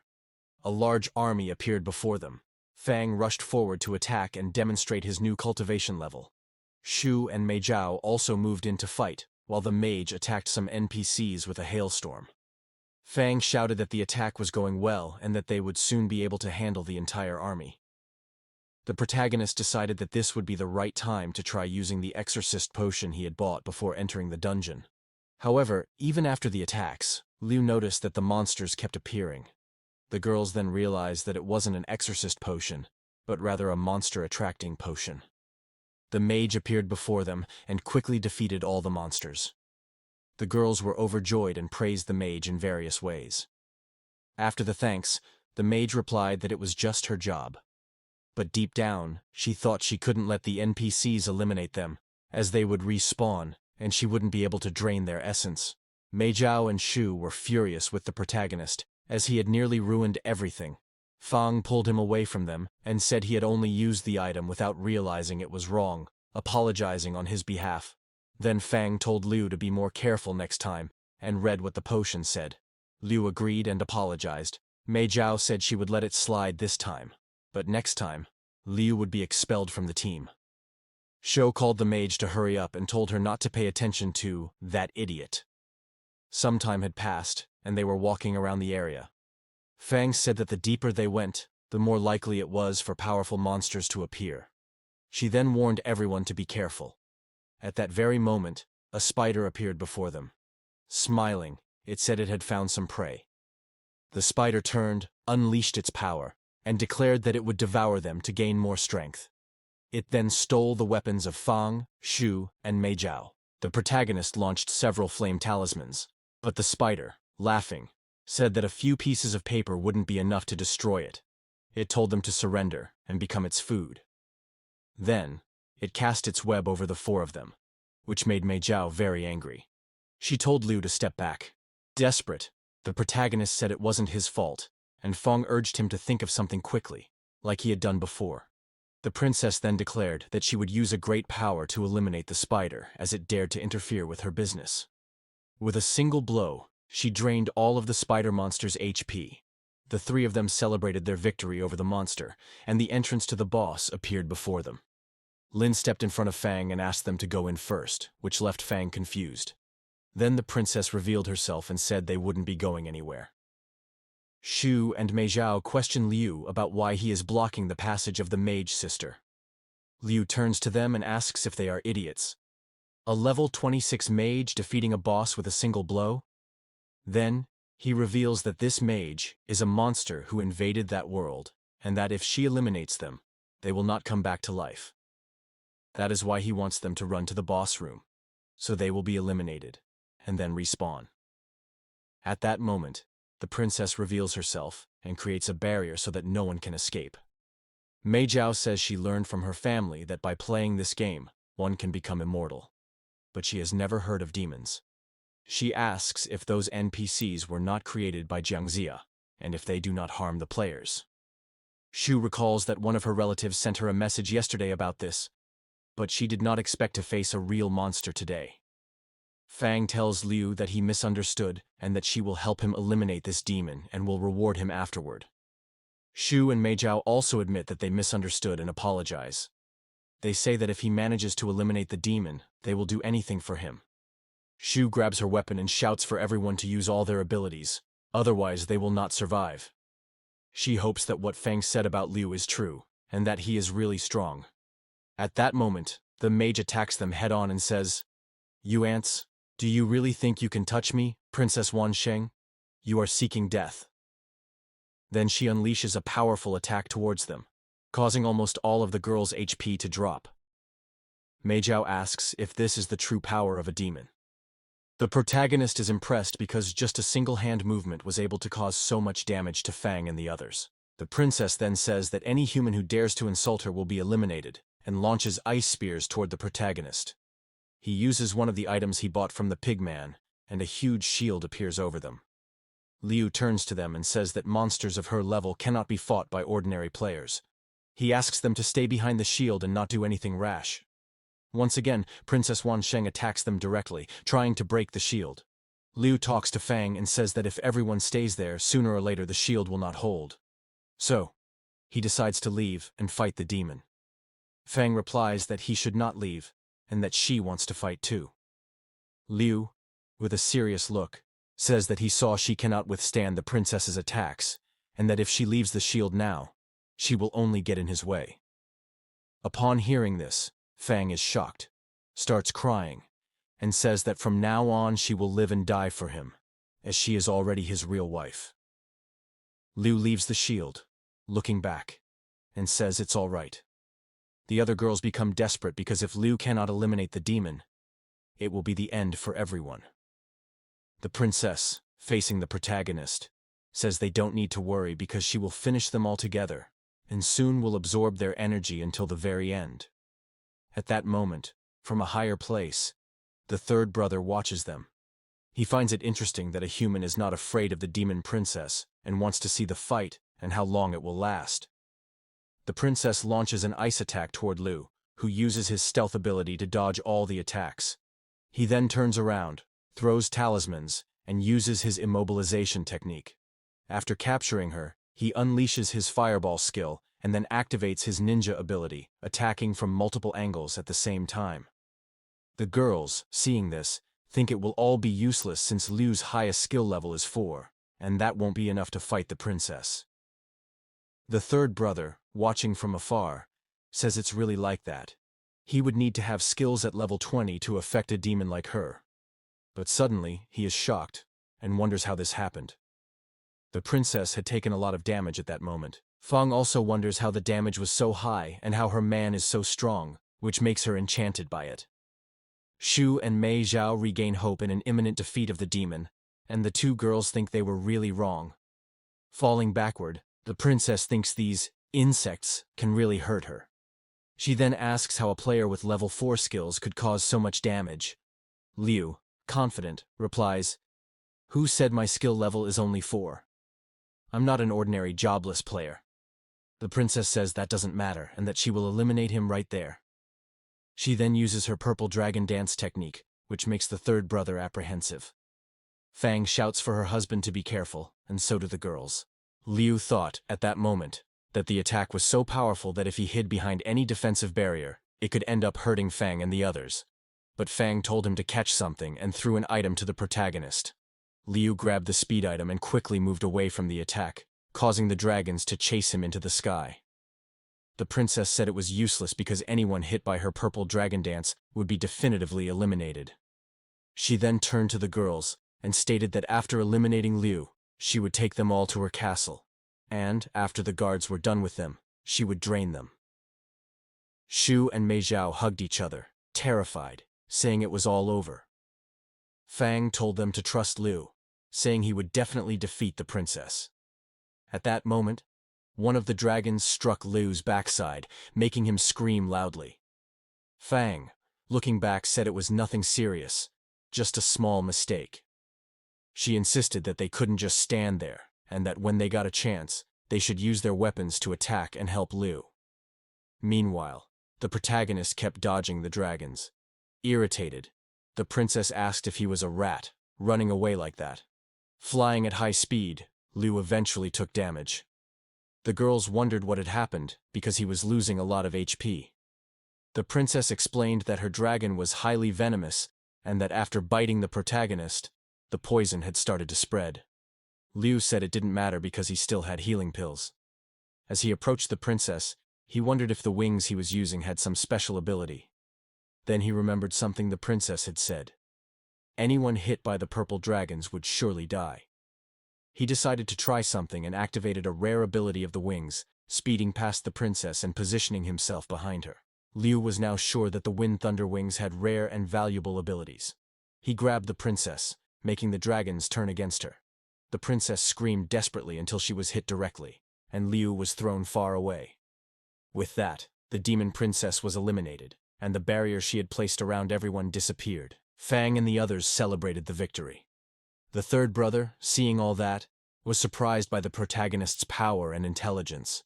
A system message appeared, congratulating the player for defeating Princess Wan Sheng. As a reward, he received a Stygian ice stone. The protagonist remembered that this stone was one of the materials used to activate the Fang sword. At that moment, the girls ran to Liu. Chu asked if he didn't want to be her family's son-in-law, and Mei Zhao asked if he wanted to be her master. Fang pushed them away and told them to get out of her way because Liu was already the Fang family's son-in-law. She then kissed him and thanked him for saving her, but said she now needed to show that he belonged to her, which left the other girls very annoyed. Sometime later, Liu said that everyone needed to heal before entering the boss level. Using healing potions, everyone quickly recovered. The third brother appeared at that moment and commented that, for a level 20 player with no profession, defeating Princess Wan Sheng was quite impressive. Liu stood in front of Fang once again and asked who that man was. The man responded by asking if they really couldn't recognize him in those clothes. After analyzing the items, everyone was shocked and identified him as the third prince, Neja. He approached the protagonist and said he had just watched the battle, praising Liu's talent. Neja asked if Liu wanted to be his little brother, promising to protect him from now on. Liu wondered, at that moment, if Prince Neja was gay. Landing a blow on the protagonist, the prince asked if no one had warned Liu that he shouldn't think strange things in front of the gods. Liu then fell to the ground, and everyone wondered what had happened. Fang knelt before the prince and said that Liu still didn't know the game's etiquette, apologizing for that. The prince sat down beside Liu and said that he hadn't hurt him, but that since Liu had been bitten by the purple dragon, the poison was spreading. If not treated, Liu wouldn't survive and would lose his life. The girls then recalled what had happened. Fang, crying, asked if Prince Nejan had the antidote. The prince replied that he did, but with this method, he would only be able to remove the poison from Liu's body. Liu would still need to take a golden potion to treat his body afterward. Fang asked what she could do to help with that. The prince answered that it would be very simple. The three of them needed to work together to gather true energy in their mouths and then lick the wound. The true energy would eliminate the purple dragon's poison. The girls became completely embarrassed just imagining that. Mei Jiao asked what would happen if they missed the location of the wound. Xu said that since he had saved their lives, they should help him remove the poison from his body. The three of them then came together at that moment, channeling their energies. The prince looked back and said he could feel the energy of 3 ancient spirits within those girls and that they were probably their descendants. Mei Jiao asked Fang not to get jealous because she couldn't control herself very well when doing something like that. Prince Nejan scolded them, asking them to hurry. He told Fang to remove the equipment from Liu's lower body so it wouldn't get in the way of the process. But when she tried to remove it, a light suddenly emerged from the protagonist's body, and a great golden dragon came out of him. The girls saw a large gold bar and wondered why Liu would keep something like that in such a place. The prince explained that it wasn't a gold bar but one of Liu's vital points that had been worked, refined, and polished. Fang told the prince not to just stand there and to hurry up and save Liu. Then they all gathered to channel their energy over the dragon bite, and the poison began to be purified. Mei Jiao thought that the protagonist's body was truly majestic, and agreed with the prince, saying that soon he would be able to perform dual cultivation. Xu, on the other hand, said they should quickly clean the poison and not look around. Meanwhile, the protagonist regained consciousness and asked if the 4 of them could train together. The girls then hit him right on the bite, and as he fell back to the ground, they asked if he was okay. The prince said that, At the moment, it didn't matter because he would recover after drinking the golden potion. Thus, the protagonist was completely healed. The prince commented that Liu had really been lucky to meet him, and that now Liu would be his little brother. Before the protagonist could say anything, the prince stated that he would refuse such a title and that he only wanted to help him. Then he turned and threw something to the protagonist, explaining that it would be his basic technique, the golden magic brick. With so many powerful women at his side, he would never lack bricks. Then the prince said he would leave because he needed to check another place. He opened a portal and entered. But before closing it, he threw one more item to the protagonist. He said that if anyone dared to bother him in the future, he should just show that lotus seal, encouraging the protagonist to train his cultivation well, because he would be waiting for him. Liu turned to pick up the seal and wondered how he would show it. Flying through the sky after leaving the scene, Prince Nejan thought that, during his patrol, he had found the child his mother had asked him to take care of. But, besides that, he had witnessed something very interesting and amusing. He believed that Liu had great potential. He then recalled the moment when his mother asked him to look after the child, Liu Nian. Nejan thought that now the protagonist would be protected by the lotus mark, and if anything dangerous happened to him, the mark would shield him. He then decided to continue patrolling, as a group of rats had sneaked into the small world of that game and needed to be cleared out. Meanwhile, in the Wanming Valley, inside the final boss room, some members of the Yuming Guild appeared. One of them, Jiang Ziwen, commented that he had recently learned that a true demon had infiltrated that game and asked his master to be cautious. The guild leader, Xiao Yanmo, replied that it was fine. They were descendants of the Fengdu underworld emperor, and that they could handle a few small fish. Looking ahead, some red eyes appeared. Two mage sisters stood before Yanmo and asked him to be careful. They were Xuanshihei and Bai, also members of the Yuming Guild. Some zombies appeared in the distance, and the two sisters activated their abilities, saying that as long as they were there, no one would get close to their master. One of the zombies roared, causing many others to appear. Jiang Ziwen then activated his sword technique and unleashed it on the zombie horde. Someone suddenly appeared, clapping. Hong Chao, a member of the Xingchen Guild. In the game world there were many guilds, but 6 of them were the most prominent. Another member of the Xingchen Guild commented that he had checked their guild ranking and saw it was just a small guild with 6 members. Hong Chao laughed at that, as indeed, there were only 6 members. Looking at the girls, he introduced himself and said he liked them. He thought this small, newly founded guild would be happy to join theirs, and that later he would try to recruit the 2 sisters. He then said that if they came with him, the items would be distributed equally. The other Xingchen Guild members said that being part of something led by Chief Hong was a great opportunity for the girls, and that by joining their guild they would receive many benefits. They then started flattering their vice president even more. However, Yan Mo became very irritated with the situation involving his subordinates, but he refrained from attacking, as Xuanshihei and Bai were already rejecting the man's offer. Curled up on the floor in fear, Hong asked what they were doing with the vice leader of a major guild. One of the Xingchen Guild members became very angry that the girls had refused to join Chief Hong and said he regretted not being born a woman, until a golden brick struck him on the head. Hiding behind his subordinates, Hong asked who had dared to launch a surprise attack on someone from such a renowned guild. Yan Mo simply observed in silence until Liu appeared, smiling, and said that it seemed the technique he had just learned wasn't quite perfect yet. He added that his golden brick hadn't hit a big animal but rather a small fish. Hong asked who the protagonist was and requested that he not get involved. Preparing more bricks, Liu replied that he was someone who liked to defend justice, then launched his bricks. Turning to the members of the Yuming Guild, Liu thought that this guild ranking might not be very reliable, so he used his Fire Eyes technique to analyze them. He realized that they all possessed a special ability from the city of Fengdu. He remembered reading in the book given to him by the Lady of the Baoa Tower that people from that city had special abilities that allowed them to summon beasts and even ancient heroic spirits. For such people, raising their guild rank would only be a matter of time. Meanwhile, the Xingchen Guild members were rolling on the ground. Hong got up and told them not to be afraid, as that technique cost a lot of money, and he wanted to see how much the protagonist was willing to spend. But Fang Qie appeared and asked, "Is that really the case?"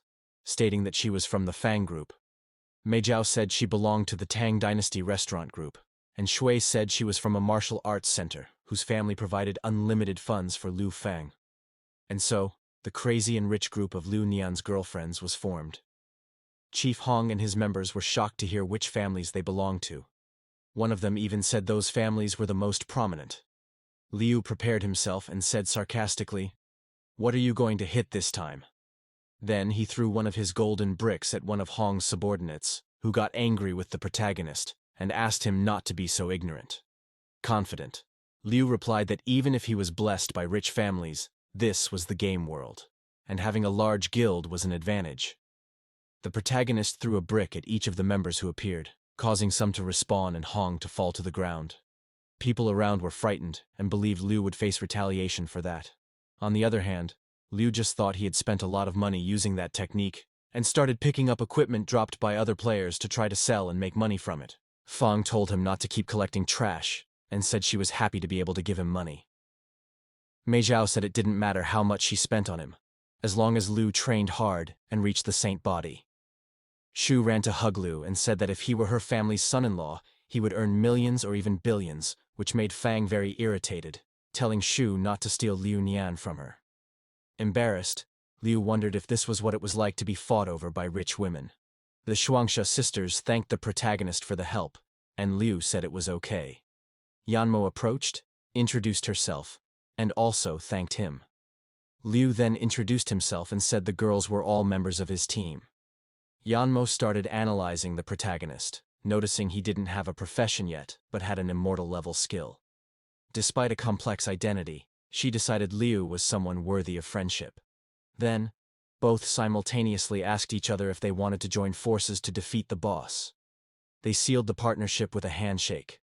One of Yanmo's subordinates said they would have some difficulty resisting the boss's attacks because they had no members who could withstand them. Liu replied that this was easy to solve and explained that since the dungeon allowed a maximum of 10 people per team, they just needed to recruit 2 tanks. Fang offered money to any 2 tanks interested, and immediately several candidates appeared before the protagonist. Then Hong appeared again and said he wanted to see who would dare to join them.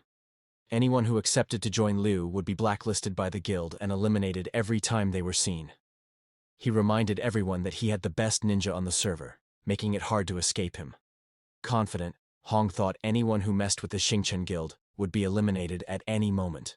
The men gave up joining Liu's team because of that. Fang still insisted on finding someone and said she would pay the amount immediately, but the men kept refusing to join the team.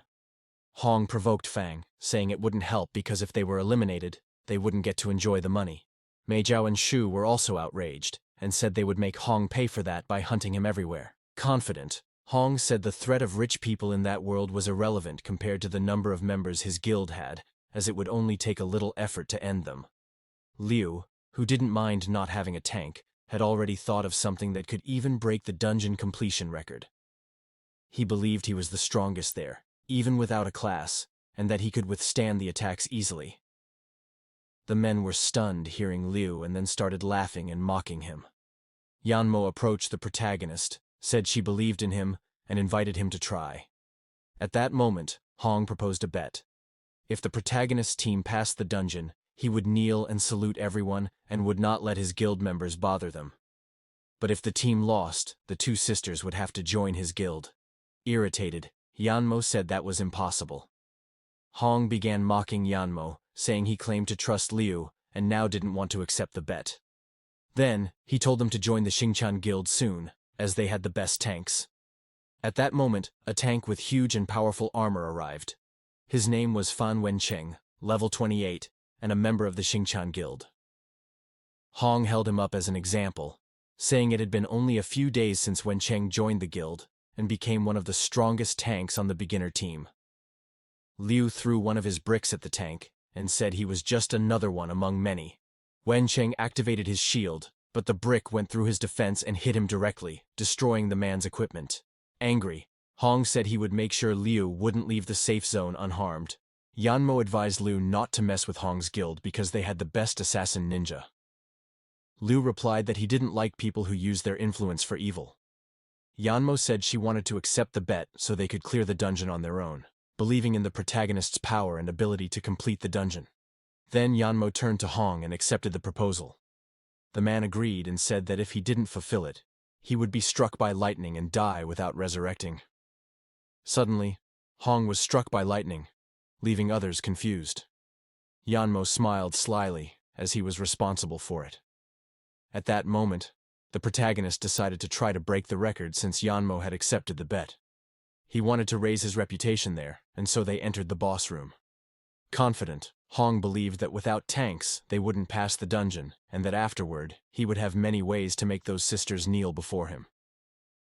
Upon entering the boss room, Yanmo says that, based on what he has observed, the boss will launch a powerful attack every 30 seconds, and if you're not a tank, you'll die within seconds. So, it's better to stay safe and have more than one tank on the team. He asks them to take turns using a life-saving skill to endure the boss's moves. Liu replies to Yanmo not to worry because when the boss attacks for the first time, his greatest skill is damage resistance.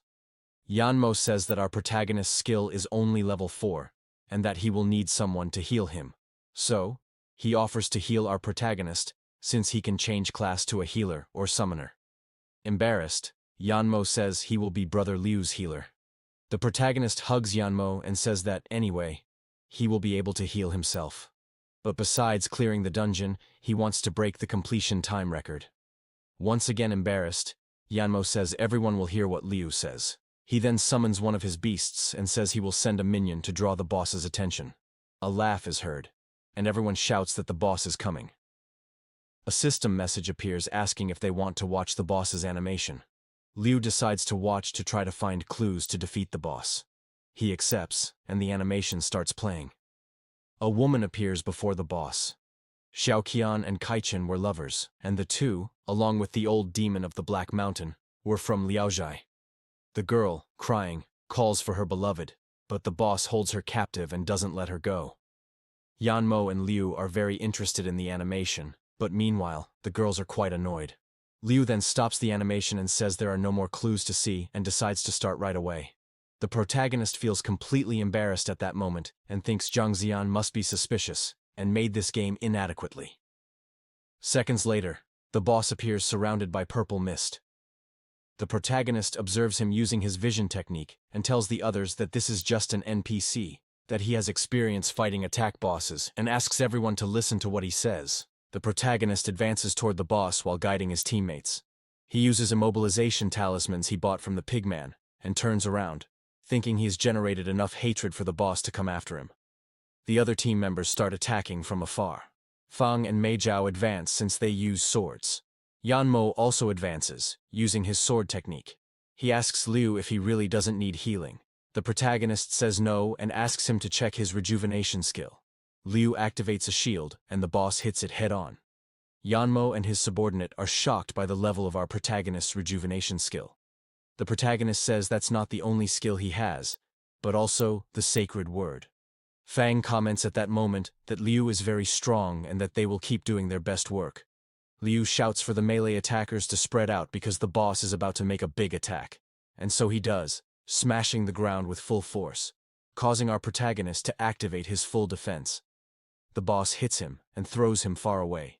The attack takes 50% of Liu's life, but he quickly heals himself and says the first wave of mountain demons has passed, asking everyone to keep going. Everyone agrees. Minutes pass, and they keep attacking with all the strength they have. The sixth wave has passed, and Liu is using his bell shield skill, which he bought from the pigman. The boss prepares an attack, turns to the others, and hits them all in the back. The protagonist activates a cleric skill, and places healing shields around the other team members. The sisters think this shield managed to save them from the boss's skill, and even though the shield reduces damage by 30%, if they suffer another attack, they will all be eliminated. To save his companions, Yanmo activates a healing skill. Liu thinks that from this sixth wave on, the boss must be entering the second stage. Having seen his father complete these dungeons as a tank, while the team was completely destroyed, he believes he will have no problem with it. Yanmo says that even though Liu is strong, without a profession, he's just a strong person inside the game. But Yanmo can invoke powers outside the game's structure, and that's why he dared to make the bet. Yanmo begins to summon a powerful beast, and a giant symbol appears. Then, a beast starts to emerge from inside the circle. The sisters, seeing this, become worried about their master because if the summoning of this spiritual beast fails, it will backfire and damage the bloodline talent. Our protagonist is both confused and surprised, wondering what is going on. A gigantic beast appeared before Yanmo.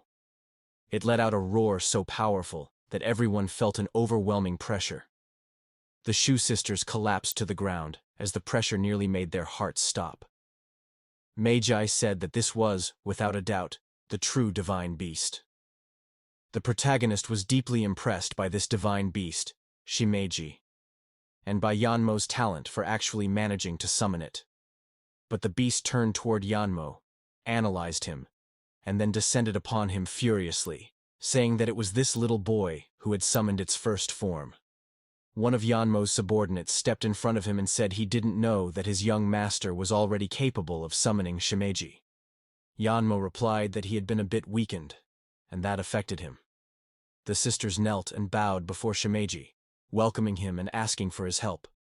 Meanwhile, on the other side of the battlefield, the fight was still going on. The boss was still attacking the protagonist, who kept using his bell-shaped shield and hoping his skills would come off cooldown soon. As the boss delivered a series of consecutive attacks, the protagonist realized that the second phase was very difficult, and breaking the record wouldn't be easy at all. He shouted for everyone to keep going, and the girls prepared to return to battle. Yanmo tried to calm and persuade the divine beast, saying he had prepared something for it. Shimeji asked if the boy was trying to bribe her, and then Yanmo revealed a delicious and shiny chicken drumstick. He said he had specially prepared some for Master Shimeji, and if that wasn't enough, he had made more. Shimeji couldn't resist the temptation, grabbed the drumstick, and said she would help only because Yanmo was a descendant of Emperor Fengdu. But just this once, she tossed the drumstick into her mouth and commented on how delicious it was. At that moment, the boss landed a hit on Liu, who said it hurt a lot. His HP wasn't recovering on its own, and he would need to use a potion. He then decided to show what a full-time player with no class restrictions could do, launching a powerful flame attack toward the boss. At that point, Yanmo asked Shimeji to intervene in the fight. The beast replied that there was no rush, as the enemy was merely a puppet from a game created by Jiang Xia. She added that humans were indeed weak. However, as she turned to Liu, something caught her attention. Shimeji sensed the scent of an emperor on the protagonist. She then began using her technique, and a huge golden object formed in the sky. The boss noticed the movement, looked up, and the object fell upon him, smashing him into the ground. Shimeji approached the boss and was even surprised. These puppets looked quite realistic. She turned to the others and said she wouldn't help eliminate the boss entirely, because if it were discovered she would be punished by the gods. She told them to take care of the remaining 10%. Liu wasted no time and told everyone to attack with everything they had. Everyone obeyed. The sisters channeled their fire and ice powers. Fang urged everyone to hurry so they could break the record, and Magi and Shu launched themselves at the boss, using all their special techniques. With attacks coming from all sides at once, the boss's HP dropped to 0. Then, a system message appeared outside the boss room, announcing that the dungeon had been cleared by Liu's team. The traitor and Chao, who were outside, were irritated by yet another victory from the protagonist. Some people nearby got excited, while others grew annoyed by the achievement, especially since they had no healer or tank and were only 8 people. Frustrated, Hong said that Liu Nian had once again ruined his plans, and added that he wouldn't let Liu escape so easily. He turned to his subordinates and ordered them to call everyone so they could eliminate the group and steal their treasures. One subordinate tried to remind Hong of the promise he had made, but in a fit of rage, Hong told the man to obey without questioning. He then drew a knife and said he was a bad person, and that one should never trust what a bad person says. Finally, he declared that the Shuangsha sisters would be his. Still inside the instance, the girls ran to hug Liu Nian. They were very happy for having completed the dungeon. At that moment, everyone received various rewards, and the protagonist wondered what that green helmet of Ning Kaichen was. According to the item info, it greatly increased defense against players below level 50, and also activated a special ability that could block a fatal blow. The protagonist thought the helmet was quite strong. The only problem was its extravagant color. Yanmo thanked Shimeji for the help and said he was very grateful. Before leaving, the beast warned him not to be so careless, and said she had noticed his great talent. Because of that, she believed they would meet again often. She then said her goodbyes and stepped into the portal. The Shuangsha sisters also bid farewell to the giant divine beast. Looking at the beast walking away, Liu said he wanted to divide the items. He wanted to keep the materials and the helmet and said he would pay for them. Yanmo replied that brother Liu was really strong and could have handled the boss alone. He then said the protagonist could take whatever he wanted, and the rest would be shared or drawn among the others. He believed no one there would mind. Liu's enthusiastic girlfriends quickly said they didn't care. The protagonist replied that he would do so because he needed to save his father. He then began collecting the necessary items to activate the Phoenix Sword and others. He thought to himself that he owed them all a favor, and that he would open the newbie gifts and the lottery box once he returned to the Zhuanyuan tomb. Yanmo told Liu not to hesitate to take the items, as just meeting a player like him was already the greatest reward. After a while, Fang called everyone to leave the dungeon, and so they did, following toward the portal. Back in the antechamber, people started talking about Liu and his team, and that the Xingchen Guild was gathering to come and fight for the items. The protagonist then came across Hong and some people at his side. Hong threatened the protagonist, saying that if he didn't hand over the items and rewards they got in the dungeon, he wouldn't let them leave. He told his subordinates that Liu's team must be tired from fighting the boss and ordered everyone to attack. Annoyed, Liu asked if they were trying to take advantage of other people's exhaustion. Fang said she, Chu, and Mei Zhao would hold them off and told the protagonist to run. Mocking him, Hong asked if the protagonist was trying to run away and said it wouldn't be that easy. Until suddenly, a lightning bolt struck from the sky once again. Yanmo, who was behind the protagonist, watched Hong and thought that he had already placed a curse, and if Hong broke the oath, he would be eliminated. Hong was struck by another bolt of lightning, this time much stronger, which incinerated and eliminated him. His guild members tried casting ice magic to soften the lightning's powerful impact, but it was too late.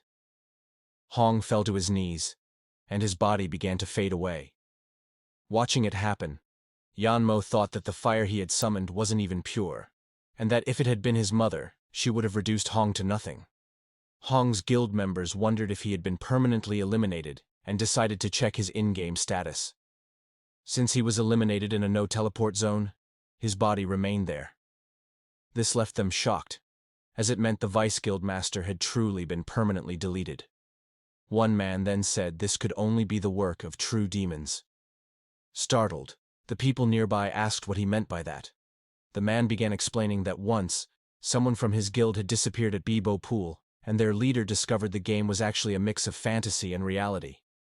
The sisters from the Xingchen Guild said that those who break their oaths will be punished and burned to death, and that Hong got exactly what he deserved. People around turned to them and started running, claiming they were conspiring with demons and that they would report it to the game's GM. The protagonist covered his face and said it looked like they now had a problem. Yanmo apologized for having caused trouble for Liu and the girls, and said he would clarify things with the god in charge of that area and accept whatever consequences may come. Liu said it wouldn't be a problem, because if the god in charge was Zhang Guifang or Neja, he would speak with them himself.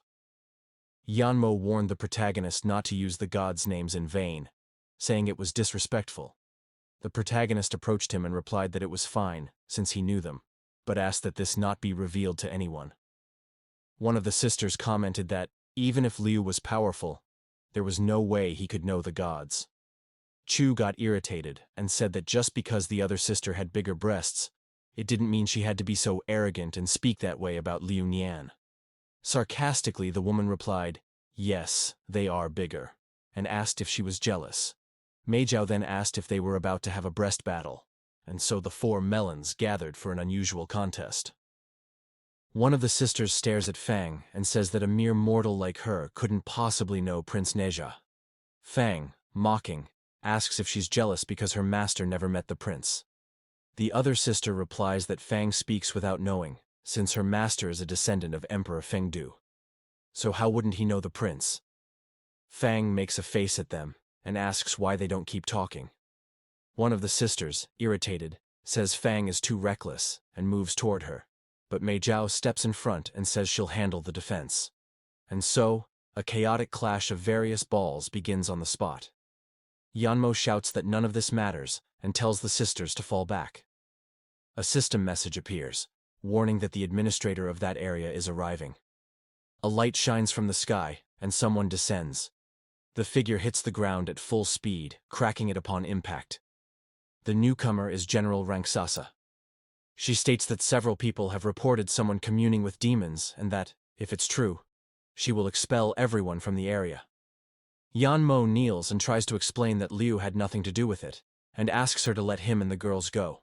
Smiling, Rangsasa gives Yanmo a poor thing, and says he's too handsome and well-groomed to be involved with demons. But then she approaches the protagonist, and based on her experience, points at Liu and says he is the real culprit. After analyzing everyone, she concludes that the protagonist doesn't have the aura of a descendant of a god, which made him seem suspicious. Fang, outraged by the accusation, charges angrily toward the goddess. Shu and Mei Zhao try to stop her from doing something foolish. Yanmo explains that they're all friends and asks the goddess to let them go, promising to reward her in the future. One of the sisters comments that the master is very kind to Liu Nian, while the other asks her not to say such things in front of the goddess. Irritated, Rangsasa says Yanmo is a foolish young man, and that she only accepted the explanation out of respect for Emperor Fengdu. She then asks if he's offering something in exchange for Liu's freedom, and at that moment, a powerful aura surrounds her, causing everyone to feel the pressure of her immense power. Liu then asks her to stop, and says there's a way to resolve everything. The goddess tells him to show her. He whispers that he won't reveal the proof there, and invites her to a more private location. Yanmo, seeing the protagonist leaving with the goddess, thinks he has a plan to attack her, so he asks the sisters to watch them from a distance. They agree, already curious about what Liu would do. Sometime later, in a more remote area, Liu turns to Rangsasa and says he'll prove he has no connection to demons. He then shows the lotus seal given to him by Prince Neja. The goddess is startled upon seeing the seal. The two sisters, hiding in a nearby bush, think Liu wouldn't dare attack a goddess. But then they witness a questionable scene. Seeing it, they wonder what the two are doing and, irritated, believe Liu is not a good person. They decide to warn their master to stay away from him. At that moment, the goddess inspects the seal more closely and confirms that it's not fake, and that Liu is indeed one of Prince Neja's protected ones. The sisters, traumatized by what they saw, think that if they keep watching, they'll be corrupted. Sometime later, Yanmo sees Liu and the goddess returning from the forest. He shouts, asking if Liu is all right. The goddess replies that it was all a misunderstanding, that everything has been resolved, and that she'll report the death as a bug, not related to demons. The protagonist smiles, relieved that everything was cleared up so quickly. The goddess then says goodbye, and mentions that she will continue patrolling other nearby areas. Liu picks up Fang, who was unconscious on the ground. She wakes up and asks where Goddess Rangsasa is. Liu says he has already resolved everything and that she's gone. At that moment, Chun runs over to hug him and says she's so happy she wants to kiss him. Mei Zhao, watching Liu, thinks that he really does have the lotus seal and that it's very useful. Since her family is weaker, she believes she should be the one to marry Liu, and silently apologizes to Fang. The sisters just shrug and say that the protagonist is a great charlatan. Yanmo says goodbye, saying they need to take care of some things and will go on ahead. Liu waves goodbye and invites Yanmo to meet again in another dungeon. Looking back, Yanmo nods and says he'll show up again. Gongbao appeared seated on his throne, surrounded by his consorts. One of them picked up a grape to offer to Gongbao, but before she could do so, a voice echoed through the hall, warning that something was wrong. It was one of Gongbao's soldiers, reporting that Princess Wansheng had been eliminated. Without showing any reaction, Gongbao asked why he was so panicked, since she was just a pawn. Then, he questioned, "Was it Guifang who did this?" The guard explained that Guifang and Tianxiang had entered into conflict, and the princess had taken advantage of the situation to enter the dungeon. However, unexpectedly, Prince Neja had appeared. Therefore, The blame lay with Prince Neja himself. Reflecting on the information, Gongbao thought that the connection with the demon world was still unstable. That was why they could only send a few demons to deal with humans. In his thoughts, he remembered that the gods were still waiting for the return of the human emperor. If he could find him and then steal his essence, Gongbao would be able to establish a stable connection with the underworld, and thus fulfill his plans. He stood up and said he needed to handle some things personally. Before leaving, he intended to relieve some pressure, something he said while eyeing one of his consorts. Meanwhile, elsewhere, Mei Zhao was inviting the protagonist to do dual cultivation with her in a nearby cave. Shun also invited him and said she was a cool loli, assuring that the effect of the cultivation would be doubled. The two began fighting over the protagonist, who stood there without knowing how to react. But then Fang appeared to put an end to the chaos, saying that she was already his wife and wouldn't let anyone take him from her. She leaned on the protagonist and asked if he wanted to go to the apartment with her so she could help him relax that night. Mei Zhao and Shun also offered themselves for that task, but the protagonist seized the opportunity to escape. He said he had a few things to take care of, and when he returned, he would go to Fang's apartment.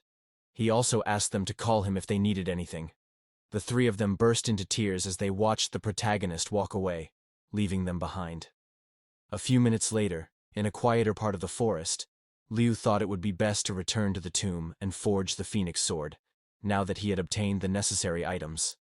Upon arriving, he shouted to announce his return and asked if anything was still missing. One of his consorts welcomed him and congratulated him on acquiring the required materials. Liu asked what that was behind them, and she replied that it was a furnace where he could forge the phoenix sword. However, it wasn't complete yet and might explode, so she asked him to wait a little longer until it was ready. Liu thanked his consorts for their hard work and said he would open some gift packs he hadn't opened yet, and so he did.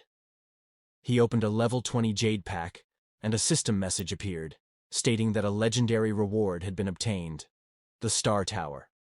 This tower absorbs demonic cores, brings them back to life, and seals them inside. The two cores the protagonist possessed were instantly sucked into the tower. He then remembered that these were the cores of the Hydra demon Zhu Tuchong and Princess Wansheng. Upon examining the item more closely, he discovered that it granted him the ability to use the power of the demon core currently sealed inside it, which made him very excited. He then decided to enter the tower to see what it was like inside, as he had heard it was beautiful, similar to the towers the gods lived in. He was instantly teleported into the artifact. Upon arriving, he found himself before a massive tower. He took the time to admire every detail, and was enchanted by everything. But something caught his attention: two silhouettes chained to pillars right in front of him. As he looked more closely, the protagonist was shocked to recognize one of the figures. It was Princess Wansheng. The protagonist decides to approach the two, since that was his territory and they couldn't harm him there. Suddenly, the assistant hands the protagonist a punishment item, an artifact that causes the punished demon to lose a piece of its soul with every hit. With this new object, the protagonist thinks it would be very useful to have a regeneration ability like the one the Hydra demon used. Then, he approaches Zhu Tuchong. The two demons are startled to see the emperor himself before them. Liu, with a threatening gaze, says that if Zhu Tuchong tries anything, even though he is very useful, he will eliminate him. The two demons, outraged, ask what the emperor is trying to do and demand to be released immediately. Liu grips the punishment item firmly and says he will not kill them, as they will be very useful. Then he delivers a powerful blow to the Hydra demon and says it's for his cousin. The demon feels pieces of his soul being torn away and calls the protagonist a cruel bastard. Liu sarcastically replies that it was the system that gave him the item and there's nothing he can do about it. The princess, seeing her beloved being attacked, becomes furious and launches an attack at Liu, who blocks it with a simple snap of his fingers. He tells her to save her energy because this is his territory, and he makes the rules here. Liu then demands that they bow before him and become his minions. That way, they will no longer be punished. But the two demons refuse to accept being subjugated by a human. The protagonist approaches Zhu Tuchong once more and says that if he wants to die, it won't be now. Suddenly, he starts punishing Wansheng. She screams at her beloved, saying that if this continues, she won't last much longer. Desperate, Zhu Chong begs the protagonist to punish only him. Seeing the interaction between the two, the protagonist gets an idea. Liu says that the two killed many innocent creatures, so why won't they accept being punished? Some time passes, and the princess says she can't take it anymore. Liu then removes her from the pillar, holds the princess before the Hydra demon, and asks if it felt good when their subordinates did horrible things to innocent people at the Bibo pond. He turns to the princess and recalls that when Fang said just a few words, the princess wanted to take her to her monsters. Smiling, the protagonist says he will teach her a lesson, so she never forgets what she did to the young ones and innocent people. He then says he's going to show how the bunny jumps. The Hydra demon begs the protagonist to stop and promises to fight him. The protagonist pushes Wansheng to the ground and grabs her foot, saying he has eaten many kinds of feet before, but this will be the first time a princess eats one from a dragon. Zhu Chong shouts that the human emperor really isn't human. Looking at him, the protagonist says the demon sure knows how to get angry. Then he decides to use his grand finale and reveals his gold bar to the demons. Seeing the bar, the two think this would be the best cultivation partner to have. With the protagonist, they could become much stronger. The two realize they have lost this time and conclude that it's better to stay there and grow stronger, so they can leave that place someday. Zhu Chong asks Liu to wait and says they are willing to submit, begging him not to punish the princess anymore. The protagonist is thrilled, as everything went according to plan. He removes the demon's chains, who bow and thank the emperor for his forgiveness. The protagonist then decides to check their devotion percentage. But something strange happens to Zhu Chong. He suddenly transforms into a girl, declaring that she will serve the king and revealing her new name, Xiaojuzi. Xiaojuzi stood up and asked her master if he wanted to try, since she was now a woman. Liu, desperate, said no. She lay down and said she was ready, and Liu asked her to stop with that. The protagonist decided to test how much submission those two had, as he planned to leave quickly after acquiring their abilities. The protagonist looked at the numbers but couldn't understand anything, as the submission level remained low. A system message appeared, stating that the princess and the Hydra were communicating and asking if Liu wanted to listen. The protagonist quickly pressed yes. The two were plotting to pretend submission until they could perform dual cultivation with Liu and gain enough power to capture the protagonist and escape. The Hydra told the princess that she needed to focus on cultivating to improve her form. Outraged, she asked her husband if he was really allowing her to perform dual cultivation with the mortal. He replied that their goal now was to survive, and once they were strong enough, they would devour the protagonist. Liu, who was hearing all of this, became furious and realized that was why the submission level hadn't increased at all. He picked up the punishment item again and punished both of them at the same time. The Hydra tried to ask the protagonist to use the other whip, saying they would help their master satisfy his vices, but the protagonist said he wasn't really into that. Liu began pacing in circles, thinking about what to do with the two, until he looked to the side and got an idea when he saw two toy horses. He grabbed some clothes and ordered them to put them on. Looking at the outfit, the princess said it was too small and very embarrassing.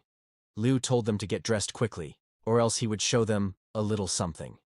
So, they put on the schoolgirl-style clothes. Liu raised one of his hands and placed a kind of collar on each of them, then led them to where the toy horses were. He had prepared a little surprise. He told them to sit, lifted both of them into the air, and positioned them so they could ride the modified wooden horses.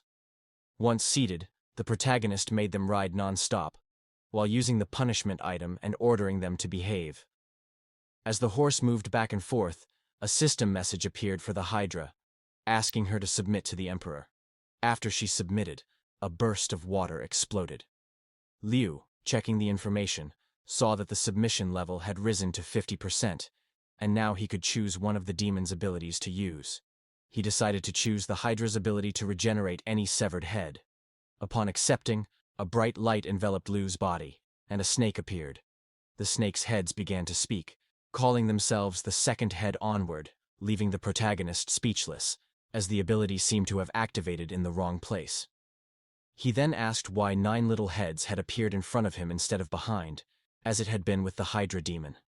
The Hydra explained that it was because the master's treasure had been tempered, becoming the most yang part of his body, and therefore the most suitable place for the 9 heads to be born. The protagonist quickly accepted his fate, and told the princess that if she didn't comply, he would make her release water. The snakes surrounded the princess at that moment, and a system message appeared saying that the princess's submission had reached 50%, allowing Liu to acquire another ability. He chose the princess's purple dragon ability and felt very satisfied with his new gains. While playing with the protagonist's snakes, the princess asks if they could do dual cultivation after these recent accomplishments. She brings one of the snakes close to her mouth, and the protagonist wonders what she is doing. The Hydra explains that those snakes can feel the same sensations as the master's great treasure.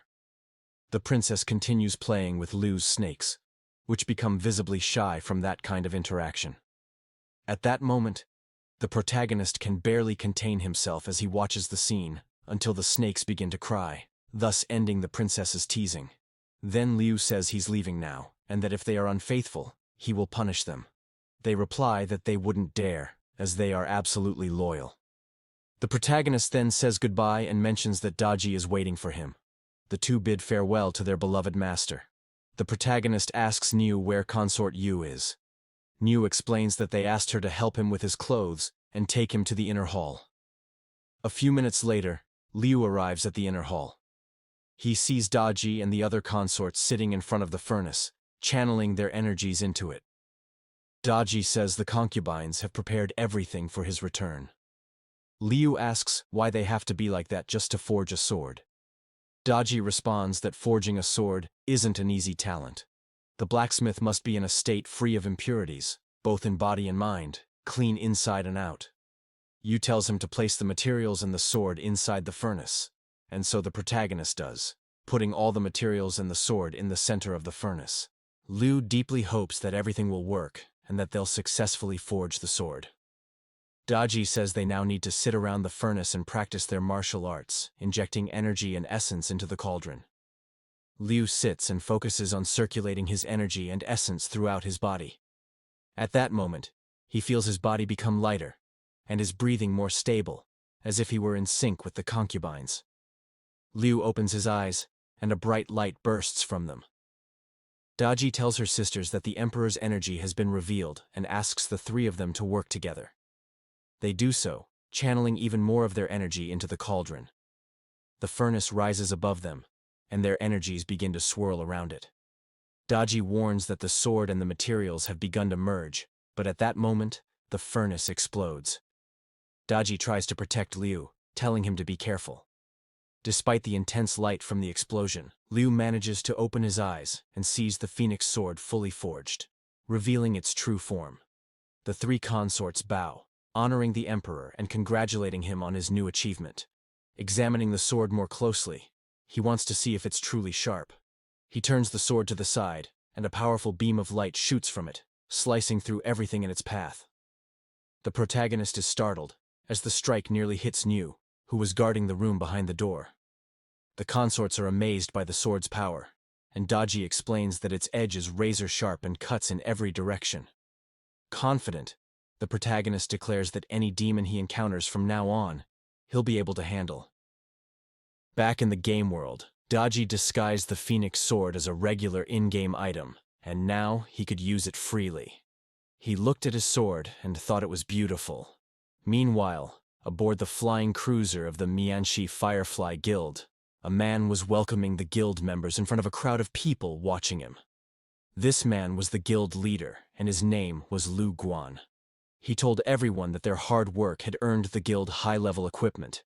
He asked if they were still willing to give their all. A man shouted that he wouldn't give up, and others followed, yelling that they didn't want to give up either. But a young woman among them seemed a bit confused about the whole situation. Descending the stairs, Lu Guan said they all came from humble beginnings, and no one was to blame for that. He approached the young woman, called her Number 7, and asked if she was willing to work like this for the rest of her life. Giving into the pressure, she shouted that she was. Lu Guan smiled as he heard the crowd ready to cooperate. Everyone began hugging and welcoming each other to the guild. Some said they were like a family, bound by love. Lu Guan raised one of his hands to draw everyone's attention. Looking out the window, he said they were nearing the guild's headquarters. He explained that the place was filled with abundant spiritual energy, with spirit stones and springs spread all over. If they immersed themselves for just 5 minutes, they would earn double experience for 8 hours. Everyone was excited about those benefits and began dreaming of all they could achieve. However, the president asked everyone to log out of the game and hand over their devices before entering the place, and he asked for their understanding. Everyone started handing in their gear because closing the game, their only line of contact with the outside world, would prevent administrators from tracking them. A suspicious girl handed over her phone, and the man carrying the box of devices informed Lu Guan that everything had been collected. They finally arrived at what was supposedly the guild's location. One of the men announced that just behind that cave was the guild's hall, where their dreams would begin. He asked everyone to follow President Liu. One of the new members said something felt wrong. Another said it was probably motion sickness from the trip. So, they continued into the cave. Lu Guan paused for a moment, then turned to them with an evil look. At that moment, one of the men activated an iron gate behind them, trapping them inside the cave. Number 7 asked what they were doing. With a sinister grin, the man told everyone not to be afraid and just wait for death.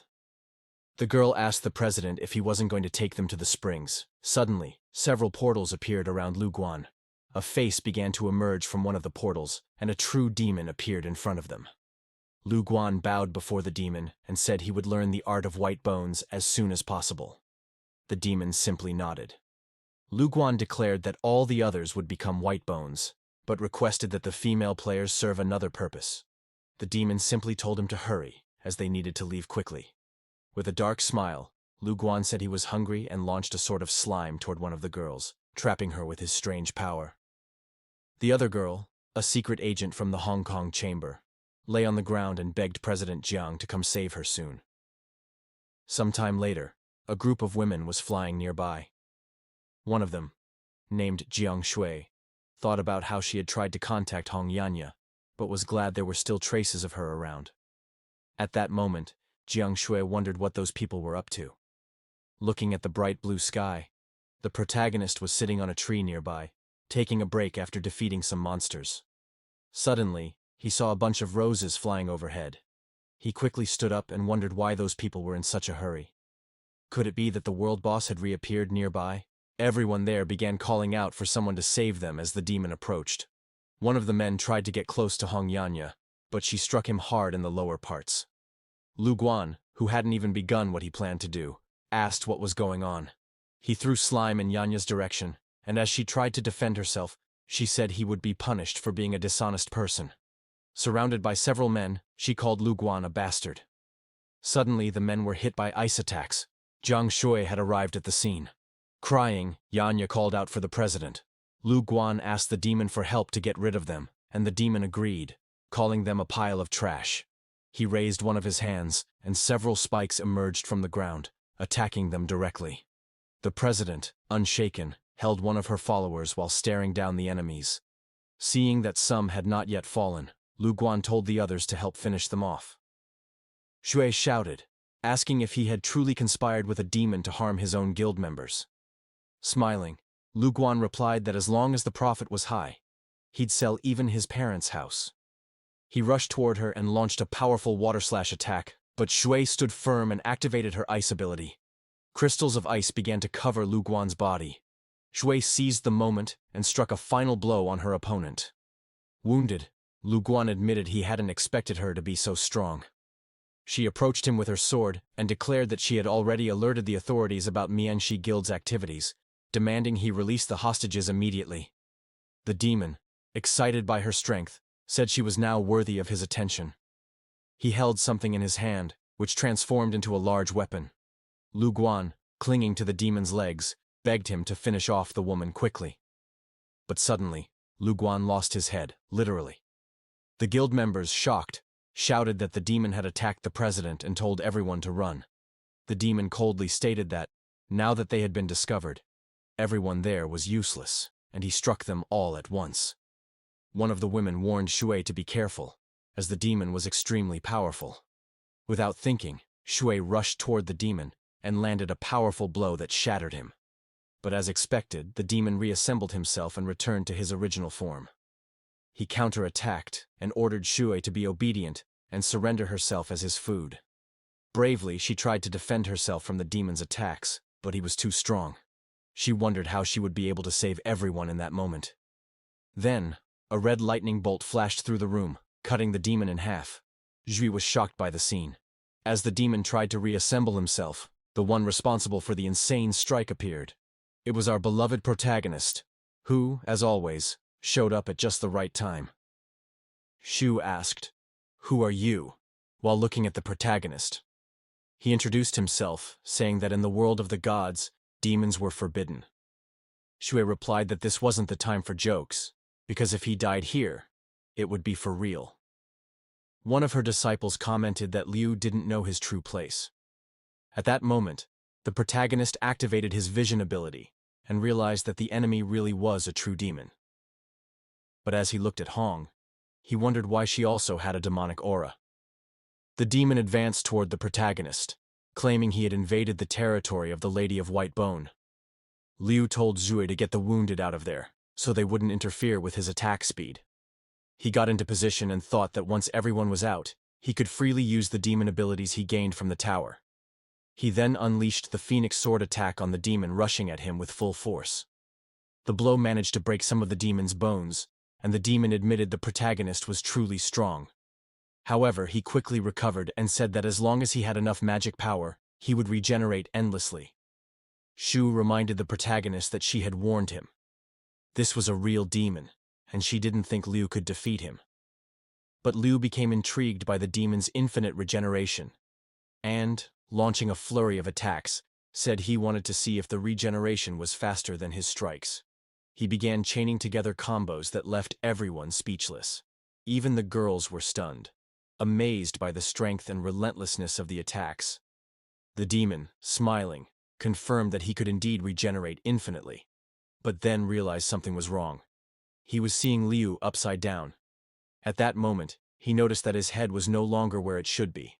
Liu couldn't help but laugh, saying the demon looked even more ridiculous than his 9 brothers. Trying to recover, the demon muttered that the constant attacks seemed to have caused a small bug in his regeneration. Liu chose to keep going.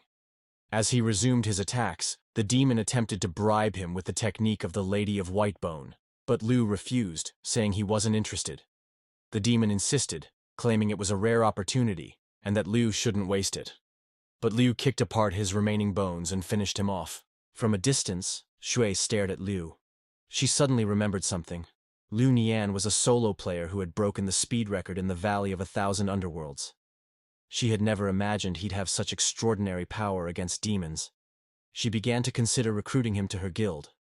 Those around were greatly relieved to see that the demon had been defeated. The girl in white was excited too, saying that if Liu were her boyfriend, life would be so much fun. Hong approached Shui and thanked her, saying she had saved them. The protagonist, glancing sideways, thought again about the strange aura surrounding Hong. He could smell a demon, but couldn't quite see what she really was. Deciding to investigate, he unexpectedly approached Hong. The girls were startled by his sudden movement. Shui drew her sword and stepped in front of Hong, asking Liu what he intended to do and if he was crazy to attack a member of her guild. Hong hugged Shui, crying, and begged for help, saying she had just escaped danger and was now being targeted by a lunatic. She pointed at Liu and claimed he wasn't a good person, that before all this, he had tried to kidnap her, but she managed to escape, and now he was angry and wanted to kill her. All the girls in Zhue's guild were furious upon hearing that, even saying that there were no good men left in the world. Zhou, at that moment, wondered if Liu had really done it. Even though Hong was her closest relative, she felt like something wasn't right. The girls surrounded Liu, shouting for everyone to protect Vice President Hong Yan. The protagonist smiled and said, "The truth is that you're a demon, and if you want to spread lies about me, I'll show you what it means to be a true wolf." Shui hugged Hong, who was still crying, and told Liu she would look into the situation calmly. But for now, she asked him to leave, since he had saved everyone. Shu's disciples didn't want to let the protagonist go so easily and demanded he pay for the crime he supposedly committed. At that moment, Hong stared at the protagonist with glowing red eyes and a wicked smile forming on her face. Su hugs Hong and asks Liu to leave quickly. Meanwhile, someone was watching them. A man named Xiaogu appears, saying they had insulted his goddess Hong and that he would not allow it. However, deep down, he had simply waited for Liu to deal with the demon so he could show up afterward and try to win over a girl. Shui, staring at him, says that she already told Liu to leave, and so he will. She then turns to the protagonist and urges him to go. Liu responds that she doesn't recognize people's good intentions, and then begins to leave the cave alone. A few minutes later, Shui asks who the person was that disturbed her earlier, but Hong starts laughing with a wicked smile. A red aura begins to surround her, and Shui realizes that she isn't really Hong, then asks who she is. Hong begins to transform into someone else. It was the Lady of the White Bone. She tells Shui to take a good look and see who she really is. Shui, protecting one of her disciples, is shocked to see the White Bone demon. The demon raises her hand and says that the obstacles have finally vanished. She then unleashes her bone attack and declares that after using it, she will eliminate everyone there. Several magic circles start to appear beneath everyone's feet, and some women begin to be captured. They cry out for help, but Shui, trying to defend against the bones, realizes they can't be destroyed. The demon says that Shui is strong, but no human could withstand her attacks. Thus, Shui is also captured by the bones rising from the ground. The demon then reveals that she already knew Hong was a spy, which is why she took her form, to lure them all there. Shui says she can't die there, as she hasn't met the king yet. The demon strikes at her and says she will drain Shui's life energy. Shui screams, calling out to her king. At that moment, a strike hits the bones and stops them from reaching Shui. Once again, the day is saved by Liu. He arrives confidently, asking if she called for him. Shui is surprised to see him at that moment. He turns to the demon and says she's thousands of years old and still using cheap disguise tricks. The demon replies that he really managed to get under her skin. The girl in white falls in love with the protagonist, since he saved her twice that day, and decides she'll reward him later. Everyone around starts murmuring, wondering if Liu will be able to defeat the demon. Xiaogu questions if Liu is not actually allied with the demon, but suddenly, he's struck in the face by a golden brick thrown by the protagonist, who tells him to stop talking nonsense. The girl in white shouts, encouraging Liu to defeat the demon. The demon, full of confidence, says that just because he defeated her subordinates doesn't mean he'll be able to defeat her. She promises that if he does manage it, she'll become his slave for life. The protagonist tells her to come and accept defeat, as he's already excited to take her demonic pill. The demon then attacks, saying that today she'll make Liu reincarnate once more, and throws 2 flaming skulls at him. She declares that even if a god were present, he wouldn't be able to stop the attack of the white bone spirit, and that this would be the end of the protagonist. At that moment, Shu notices that Liu didn't hesitate and struck back at the demon. Already prepared for the next blow, Liu asks if they thought that last attack had shown his full strength. He then activates the ability he took from the Hydra demon, and 2 serpent heads are wiped out. Liu leaps into the air, and looking down at the demon, says he'll see her at his star tower. The demon, shocked, realizes that the protagonist was truly risking his life. He then wields the Phoenix Sword, and lands a direct strike on the demon. After defeating the White Bone demon, Liu obtained her pill and a piece of armor. He was thrilled to have acquired her pill, and thought that if he could make her submissive, he would be able to gain her image-shifting ability. The protagonist then briefly remembered what she had said about becoming his slave if he defeated her. At that moment, the sound of knees hitting the ground echoed through the cave. The girl in white asked Liu to accept her as his bed-warming servant, but the other girls also began to compete for the protagonist's attention. One of them said he was so strong he seemed like a god and decided she had to win him over. Shui watched from a distance, amazed that a mere human had managed to defeat such a powerful demon. Liu, confident, said they were all exaggerating. After all, defeating evil was the duty of a man from the Xia dynasty. However, when he looked back, he noticed all the girls were blushing and covering their eyes. He wondered why they were all looking down. Liu's snakes were sad because heads 8 and 9 had died, and one of them said Liu needed to practice dual cultivation to restore his energy and bring them back. Startled and deeply embarrassed, Liu quickly hid his snakes. Embarrassed, he thought he had already put them away, but they had come out on their own. Xiaogu insisted that Liu had been working with the white bone demon, and that she had only been pretending.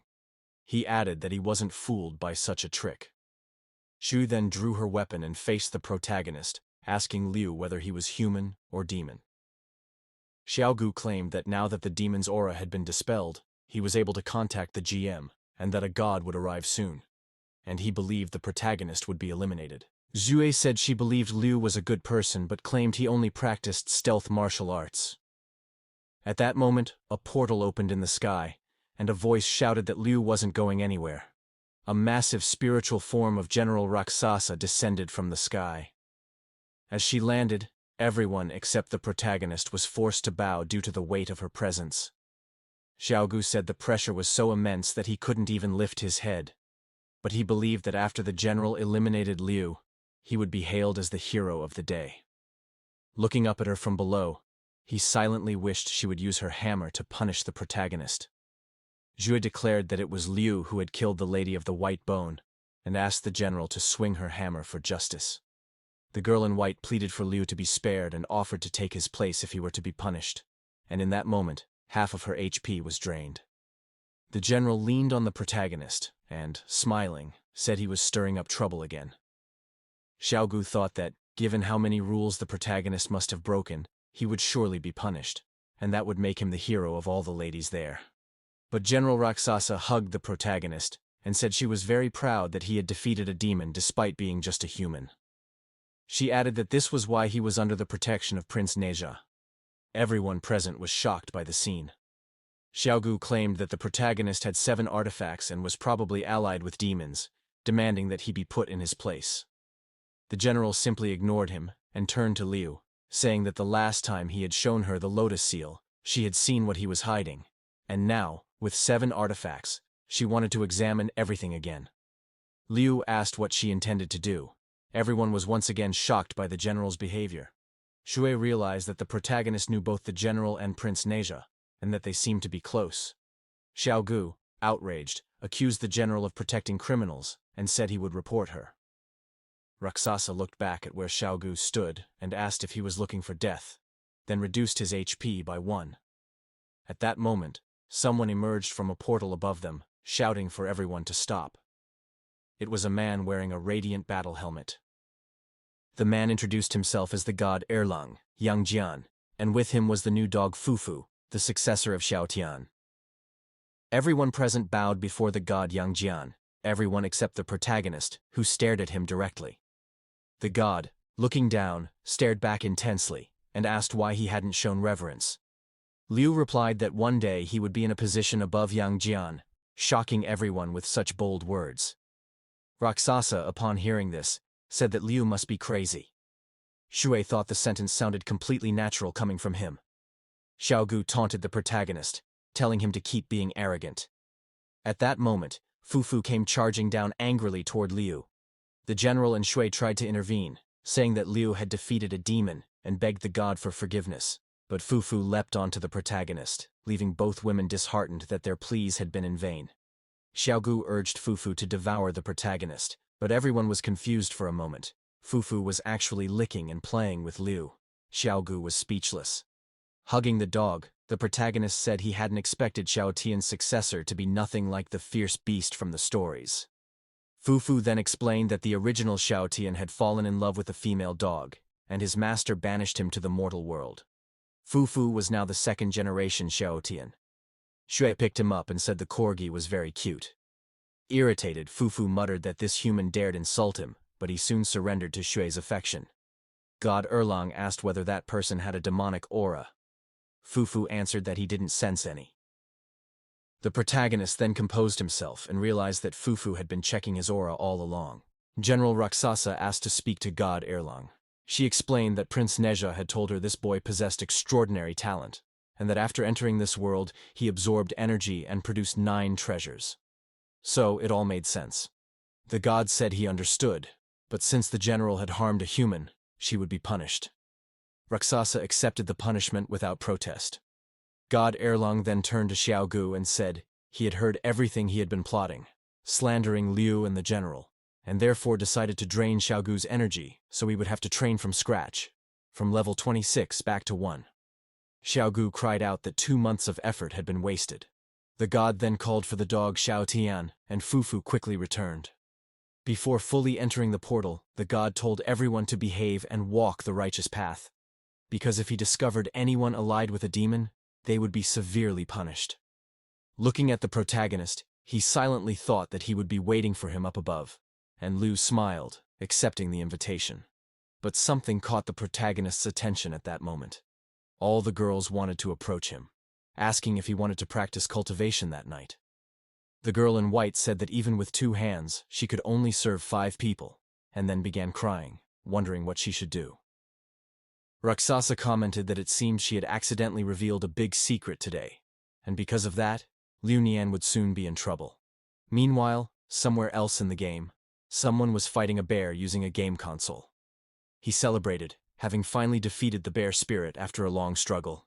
He then threw the console into the air and shouted, "I, Sun Wukong, just want to find a peaceful place to play games, but it turns out God Erlang chased me even here," he continued, warning the god not to blame him if he sends him west. This was the Monkey King, Sun Wukong, on the run. Back in the cave where the protagonist was, the girl in white approached him, thinking that no matter what he wanted, she would satisfy him. She touched him gently and said her name was Bao Mei, offering to give Liu a facial treatment. The other girls also ran toward Liu, saying they wanted to train with him. Before leaving, Rakshasa told Liu not to overexert himself, and wondered why the god Erlang had come to that world. She believed she'd be punished, quite literally in the rear, and then decided to leave. Shui coughed to draw attention. Seeing the protagonist surrounded by the other girls, she remarked that the path of dual cultivation was dishonorable, even if it wasn't forbidden. Liu corrected her, saying that was wrong, and added that the psychologist Freud once said the practice of this kind of cultivation was the origin of humanity. The girls around him became even more enamored with his intelligence, but he pointed a finger at Shuo and asked if she still had any objections. She felt strongly affected by his words, and thought that dual cultivation wasn't shameful at all. In fact, she felt as if she were breaking free from traditional restraints that very day. Coming back to her senses, she said she would never engage in such cultivation, especially not with him. He calmly replied that he never said he would do that with her anyway. Xu then thought that she only had one man in mind, the human emperor, who had appeared in her dreams. A few minutes later, they exited the cave. Xue said she needed to rescue her brothers, who had been held captive by the Lady of the White Bone and her underlings. As she left with her sword, she said she'd see the protagonist again if fate allowed. The others who stayed behind were lost and unsure of what to do next, now without a place to stay. They asked the protagonist what they should do. Liu thought about how these people had been deceived by that guild, and now had nowhere to go.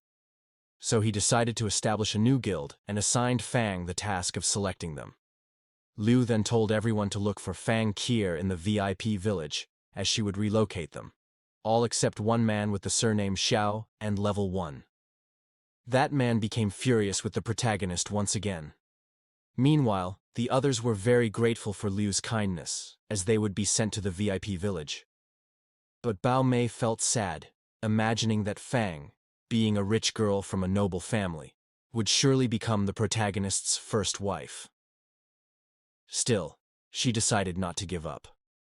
After all, there would be days in the month when Fang would be uncomfortable, and that would be Bao Mei's chance to take care of Liu. They all said goodbye to Liu, leaving him behind in the cave. Just then, his phone started ringing. It was the lady from the Baohua Tower. When he answered, she said she had news about Liu's father and asked him to meet her at the tower. The protagonist thought that now, with actual survival skills, he finally had a chance to save his father. A few hours later, the protagonist entered Baohua Tower. He asked where his father was, But as he stepped through a curtain, he was met with something unexpected. The lady from the tower told him to hurry and take a bath. As she approached him, she said that nothing in Baohua Tower came for free. The protagonist asked how much money she wanted. She replied that she already had plenty of money. What she wanted was him. She then asked him to assist her with dual cultivation. Meanwhile, on the 5th level of that game world, the god Arlong was speeding through the trees, shouting about a damned monkey who couldn't stay still. Even after achieving the status of a Buddha, something many people longed for, that damned monkey simply didn't care. Sun Wukong had fled from the Eastern teachings, and the god Arlong, Yang Jian, had been tasked with capturing him. At that moment, Fufu alerted that he had caught Sun Wukong's scent and said he was in the forest ahead. Irritated and with his eyes blazing, the god said he had finally found him. Fufu asked to be the first to fight and descended toward the dense forest. However, the god told the dog to step back. Summoning his weapon, the god Arlang told Fufu that he wouldn't be able to withstand even one round of combat against Sun Wukong and urged him to be more careful with his life. Fufu became sad as his master dove at full speed into the forest. Upon reaching the ground, he found the Monkey King already prepared to fight. Sun Wukong, also irritated, said he had done so much in the name of Buddha, so why couldn't he just rest and enjoy a little fun now? The god Arlang replied that self-worth could only be found through work and that he would become a useless monkey if he continued like this. He added that the position of Buddha was not something one could simply abandon. The god then ordered Sun Wukong to return immediately with him to heaven to be punished, and reaffirmed the punishment by saying he would destroy all the poor monkey's devices. Overcome by a surge of fury, Sun Wukong decided to attack. The two clashed head-on, and a great explosion of power erupted around them. Sun Wukong declared that anyone could do this job, and asked what was so great about being the Jade Emperor. The god replied that Sun Wukong was insulting the Jade Emperor and still defying the laws of heaven, only increasing his sin. The god Arlang stepped back for a moment, then activated the third eye on his forehead. A powerful beam of light shot toward Sun Wukong, who used his staff to rise high into the sky and escape the attack. He shrank the staff once more and declared that he would show god Arlang his true abilities as a battle Buddha. He descended rapidly to the forest floor and struck the ground hard with his staff, causing the entire area around him to crack from the impact. Meanwhile, the protagonist was practicing dual cultivation with Miss Qing. His 7 serpents appeared at that moment. Qing became excited because everything she had heard was true. Those 7 serpents were perfect for dual cultivation. The protagonist commented that news from the Baohua Tower always spread fast, and as soon as he arrived, the serpents were already aware of it. Miss Qing, playfully interacting with the serpents, said that the Qingshu clan was skilled in dual cultivation and affirmed that they would be able to advance together. The serpents grew excited, thanked her for the meal, and promised not to fail. A bright light emerged in the place. The protagonist felt as if he were swimming through clear waters and said that with this new form, he could practice more than 300 times. His other forms also felt great doing so and said they would give their dear little sister a massage. They took turns pleasing Miss Qing until they sensed that something great was about to happen. Qing then said their level was about to rise. Looking at her hand, she confirmed that they had successfully leveled up. She added that this small advancement equated to 400 years, and declared that she couldn't let this opportunity pass. She concluded by saying that if she didn't get tired today, she wouldn't be a fox anymore. At that moment, serpents 8 and 9 reappeared, making the other serpents very happy. And once again, a strong light took over the place as they continued practicing cultivation. But on the other side of the wall, the pigman stood still, crying as he begged Liu to go more slowly with Miss Qing during the practice. A few hours later, Qing appeared and said they had practiced more than 50 times, and it seemed they had reached the limit of the cultivation level they could attain.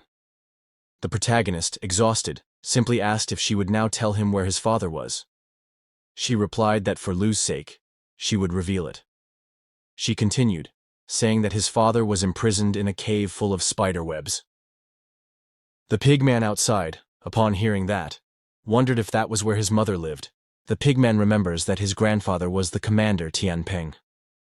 However, the ancestors of the Zhubaji family had no children, so his grandfather was appointed and inherited the position of Commander Deity Tianping to continue leading the Celestial River. Since the wife of Zhu Baji's ancestor was from the Spider Clan, their great Lao Zhu family had to marry into the Spider Clan for several generations. As a result, his mother belonged to that clan. Desperate, he remembers that his father died in battle, and his mother has lived alone in that cave for hundreds of years. He wonders if she captured the protagonist's father to turn him into a stepfather, and if that happens, he would become Liu Nian's older brother. The little pig jumps at the feet of the protagonist, who was just leaving the tower. Liu asks what Baji is doing there, and crying, he calls him dear brother. Confused, the protagonist pushes him away and asks since when they were brothers. Flying, Baji says it's unfair for a younger brother to hit the older one. Liu says he doesn't have time to talk and asks if Baji has something new to show him. Baji asks if Liu wants to buy gear to fight their mother, but suddenly a scream is heard nearby. The protagonist says it's a demon and calls Baji to investigate. Baji replies that he heard Liu eliminated the Lady of the White Bone and adds that now Liu is addicted to demon hunting. Liu runs off excitedly while the pigman begs him to wait for his older brother. Meanwhile, around a nearby corner, a small man has a tigress tied up. He says she can scream all she wants because that only excites him more. He grabs the fabric wrapped around her and rips it off. Excited, the man declares he'll make her happy today. Desperate, the tigress tries to escape but ends up hitting her head against a wall, just as Liu arrives, demanding the man stop. The man turns around and asks how a mere man and a pig dare interfere. Baji grabs Liu's clothes and says that, even if the protagonist wants to run around exterminating demons, there are things he doesn't understand and should try talking first. The protagonist, at that moment, is just thinking about getting a few more pills. Baji then asks the little demon if he recognizes the nine-toothed rake weapon. The man says he recognizes Baji, and that their fathers were friends back when they destroyed Shang. Baji moves closer to the protagonist, and whispers that they're on the same side and could report the situation. But in truth, the little demon thinks the opposite. Their parents were bitter enemies. He worries that if he gets reported, his father will find out he's been intimidating people, and that will cause serious trouble. Trying to defuse the situation, the little demon claims they're on the same side, but suddenly he leaps toward Baji, shouting that he'll eliminate the pigman first, then the human. However, he is taken by surprise when the protagonist unleashes the venomous purple dragon attack, instantly defeating the little demon. Before vanishing, the demon begs his father for revenge. Annoyed, Liu tells Baji that following rules is fine, if there's someone strong enough to protect you. Otherwise, it's better to eliminate everyone before they react. Baji comments that the little demon probably entered without being registered, which is why the protagonist could eliminate him without issue. Reflecting on it, Baji realizes the rumors about the protagonist's power are true. Liu then says he's seen many gods sending their descendants into this world as NPCs and asks if Baji owns any territory. Baji replies that only official gods have territory, and he is merely a divine servant, which is the equivalent of a temp worker or a security guard in the human world. He shows a sort of map that indicates the positions of official gods and servants. The protagonist then understands the hierarchy, but asks what the tigress has to do with the whole story. Baji asks what the protagonist thinks about taking her home to care for her. But as the pigman places the tigress on his shoulders, a silhouette appears, saying that Baji acted wrongly because of Liu, and even considered bringing a street woman home. Desperate, Baji shouts that it must be his mother. It is his spider mother. Facing them both, she demands to know how they dare. Liu tries to explain that it's not what she's thinking. They were only helping. Baji tries to say that Liu eliminated the Lady of the White Bone and wouldn't do anything bad to anyone. Baji's mother grabs his ear and says the spiderweb cave was taken by Gongbao, and she came after Baji to take care of him. She says that if she hadn't come back, he'd be even worse off. What she says catches the protagonist's attention. Staring at him, the Spider-Woman asks if he's the bearer of the supreme body for dual cultivation. She heard that cultivating with him can immediately raise one's level, and that feeding on snake milk can prolong life. She also remembers seeing a seductive fox flaunting herself online who had just advanced a level, and wonders if he was involved in that too. But the protagonist is completely lost in thought. If the spiderweb cave was taken by Gongbao, that means his father is in serious danger. Liu thinks he has to go to the cave no matter what. Meanwhile, the Spider-Woman thinks she must capture the protagonist, and Baji reflects that Liu's father may not have been captured by his mother. But still, he has a bad feeling. The Spider-Woman asks Baji to take the tiger girl away first, as she has some matters to discuss with Liu Nian. Baji tries to refuse, saying he wants to go with her as well, but she glares at him and says he hasn't been listening to his mother for a long time, and there are many things she needs to resolve with him. The pigman simply says he understands, and that he'll take the girl to get healed. He picks up the tigress and runs off quickly. Now alone with Liu, she asks if they can go somewhere quieter, as she has something important to talk about. The protagonist asks if it's about Baji, and adds that he also has something to say about the spiderweb cave. The two of them begin walking through the city.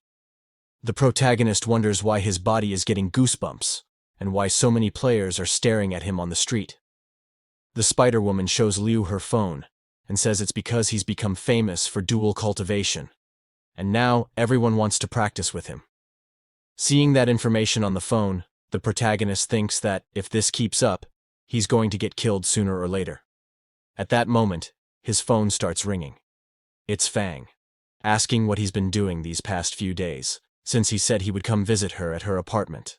Mei Jiao appears, saying she misses him a lot, and then shows off her new yoga pose, asking Liu if she's doing it right. But Fang interrupts Mei Jiao, saying that several people came looking for her these past days, claiming Liu sent them. Fang wants to know if that's true or not. Liu apologizes and says he forgot to tell her. After the incident with the guilds, he thought it would be better to create his own. He explains that he saved those players from the White Bone Lady, and suggests she choose the ones with the most potential to join the guild. Shu appears and says she was thrilled to hear about the protagonist's accomplishments. She asks if he got hurt and tells him to come back soon so she can give him a massage with essential oils. Fang interrupts her too, saying that Liu is her husband and that he can only have a concubine if she agrees. If she catches him cheating, he's finished. Then she ends the call, leaving the protagonist completely confused. The Spider-Woman then says that Baji turned out the way he did because of Liu's bad behavior with women. Embarrassed, he replies that Baji's issues have nothing to do with him. But staring at the protagonist, she thinks to herself that if his girlfriend calls again later, things might get even more interesting. A while later, they arrive at the place the Spider-Woman had chosen, but the protagonist finds it suspicious. While looking at the screen showing room promotions, Liu tries to ask if they can go somewhere else to talk. But she insists that only that place will do, and tells him not to think weird thoughts. She just wants a quiet place to talk. She takes his hand and leads him inside. At the front desk, she asks for a romantic aquatic room. The receptionist hands her the room card, and the staff start whispering about the protagonist entering with an older woman, commenting they'd heard rumors about a guy who's famous for dual cultivation going around. Still in the hallway, the protagonist thinks he needs to get back to the Star Tower soon to obtain his transformation ability. They enter the room, and the Spider-Woman locks the door behind them. Liu, looking around nervously, becomes increasingly uneasy. The Spider-Woman says that he led Baji down the wrong path and asks what they should do now. Liu tries once again to explain that it's not his fault. He also says he just remembered something he needs to do, and that he's going to leave first. But the Spider-Woman replies that it's not that easy to leave. The protagonist, growing more uncomfortable, asks her not to force him to escape by force. She wraps him in her web and asks if he wants to hurt her, because she doesn't want to do that to him. She adds that he's already being dishonest about what he really wants to do. The protagonist only says it was a spontaneous reaction. The Spider-Woman laments that his girlfriend called earlier, otherwise they could have had a little fun now. She then moistens her lips and kisses our dear hunter protagonist. Throwing the protagonist backward along with his clothes, Liu becomes frightened by the situation. The spider, seeing the protagonist's golden treasure, remarks that he was truly born with the gift of dual cultivation, 1 in a million in the world. The protagonist complains that the air conditioner is too cold and asks her to return his clothes, but the spider replies that she can see Liu's body holds a lot of energy, and, like a furnace, she's going to ignite it today. Liu tries to stop her from approaching, saying that Baji is his only friend around and he couldn't do this to him.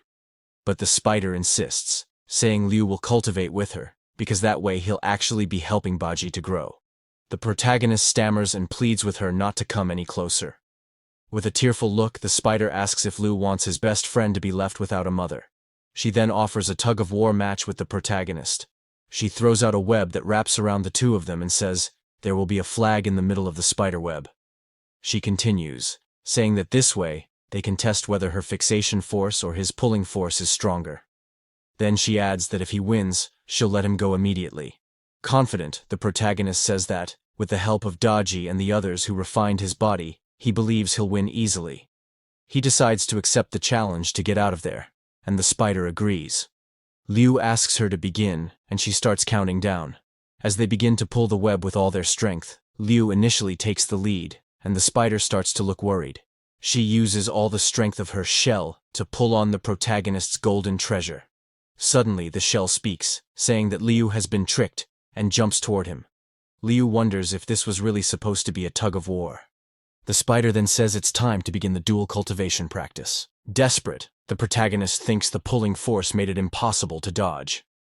The shell quickly closes around Liu's treasure. With a trembling voice, Liu asks how she could lie to him.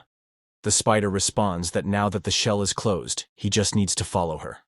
At that moment, somewhere nearby, Zhang Guifeng is rushing by, saying that during a night patrol, someone had passed through and encouraged people to do those things with others. He then enters the room and is shocked to see the protagonist there. He quickly leaves, slamming the door, saying he entered the wrong room.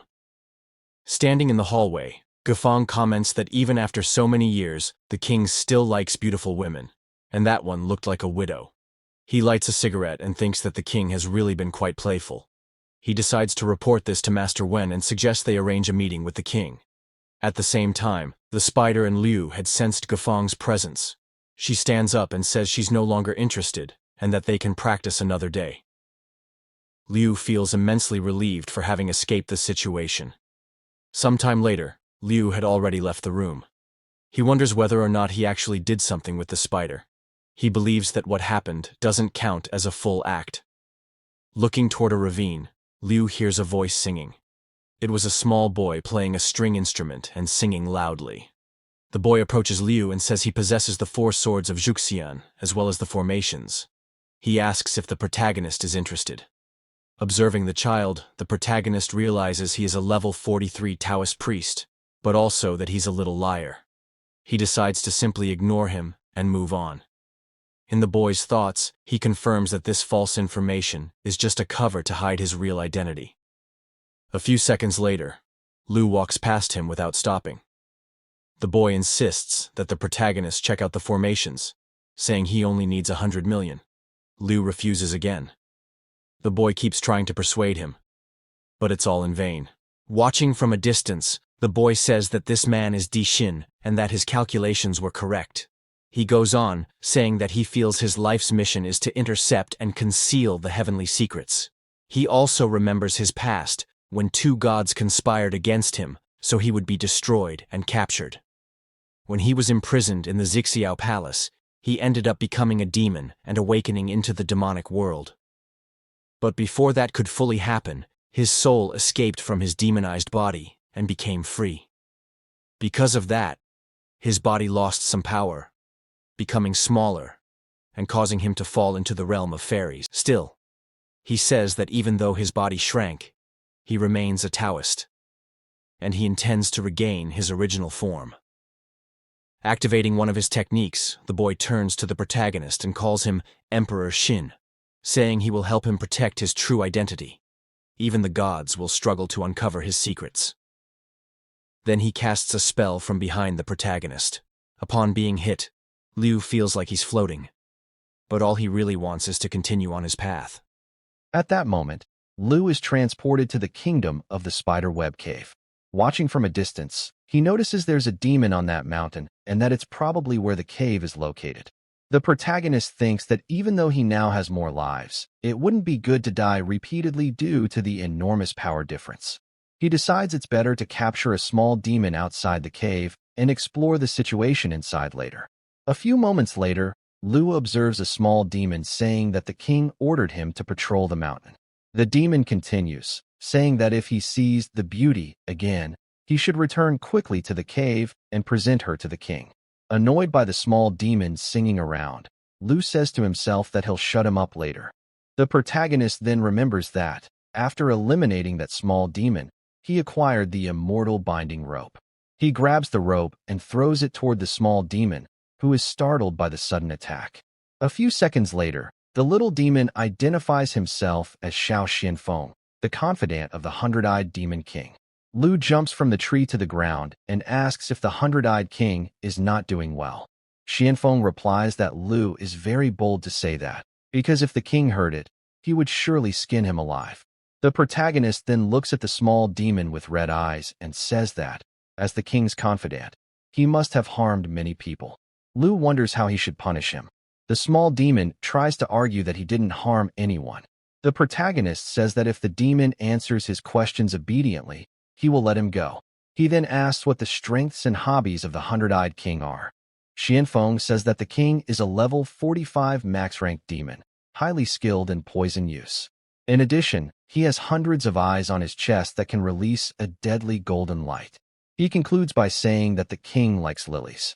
Confused, the protagonist asks about the lilies, and the demon explains that it means the king is actually a woman who likes being with other women. The protagonist immediately thinks that if the hundred-eyed king is a woman, then she should go to the Star Tower. He then asks the demon where the person they captured is. The demon says that the women were kept in the cave for the king's entertainment, but the men. The protagonist interrupts him, staring seriously at the demon and demanding he quickly say what happened to the men. The demon continues, saying that the men were brought by someone very important. The protagonist asks who that person is, and the demon replies that, besides the hundred-eyed king, no one else knows the identity of that person. The protagonist then eliminates the demon and says that in his next life, he should remember to be a good demon. He then stops and thinks about what he should do. He believes he wouldn't be able to withstand the attacks of the hundred-eyed king and tries to think of a way out of the situation. Pacing back and forth, he considers reporting it to the game administrators, but suspects that some of them might be followers of Gongbao. Suddenly, Liu has an idea. He takes the soul orb of the demon he killed and decides that, since the hundred-eyed king is very powerful, he should tame the white bone lady and use her shape-shifting ability to try to infiltrate the spider web cave. He takes the Star Tower and activates the white bone lady's pill, entering the tower. Upon arriving, he is welcomed by the two demonesses who live there. He asks the girls where the white bone lady is. The Hydra demoness points in a direction and says she's tied up right over there. The white bone lady is staring fiercely at the protagonist. Liu approaches her and asks for the pit of 1,000 worms to be opened, and a large pit opens right below where the demoness was. Liu then says that if she submits to him, he will free her from being tormented by the 1,000 worms. The white bone lady replies that if he thinks she'll bow to a mere human, she'd rather die. The protagonist then tells her to go ahead and cuts the rope that was holding her. The demoness falls into the pit of worms. Confident, Liu says that if she changes her mind, she can call for him, and he will save her. But the demoness is actually very comfortable, sitting in the pit of worms, which leaves the protagonist speechless. Frustrated, Liu kicks the wall until his foot hurts. The two demonesses ask why Liu gave her a gift. Irritated, looking back, the protagonist wonders what he should do now. The protagonist says he is very irritated at that moment, as the new accessory is ineffective against the white bone demon. Smiling, the demon says she has practiced Taoism for many years and has never experienced such a feeling. She asks the protagonist why he doesn't join in too. She's so happy that she even starts to hum. Liu quickly pulls her out of the pit, sits her in a chair, and ties her arms. He wonders what he should do, since not only did the item have no effect, but the white bone demon actually enjoyed the worms. The demon princess approaches and comments that he's been working too hard lately. She says she asked her servant to help him by giving him a massage. The Hydra demon, sitting on a bench, calls Liu to lie down with his head in her lap, saying she'll give him a head massage. The white bone demon laughs and says that a mere mortal still expects her to surrender. Irritated, the protagonist says he'll just leave her alone for a while. Liu then lies on the Hydra demon's lap. She asks the protagonist when he'll start favoring them, since all the residents of the Star Tower are women. Feeling comfortable, the protagonist replies that he'll talk about the benefits later. For now, he just wants to enjoy the massage, which is really good.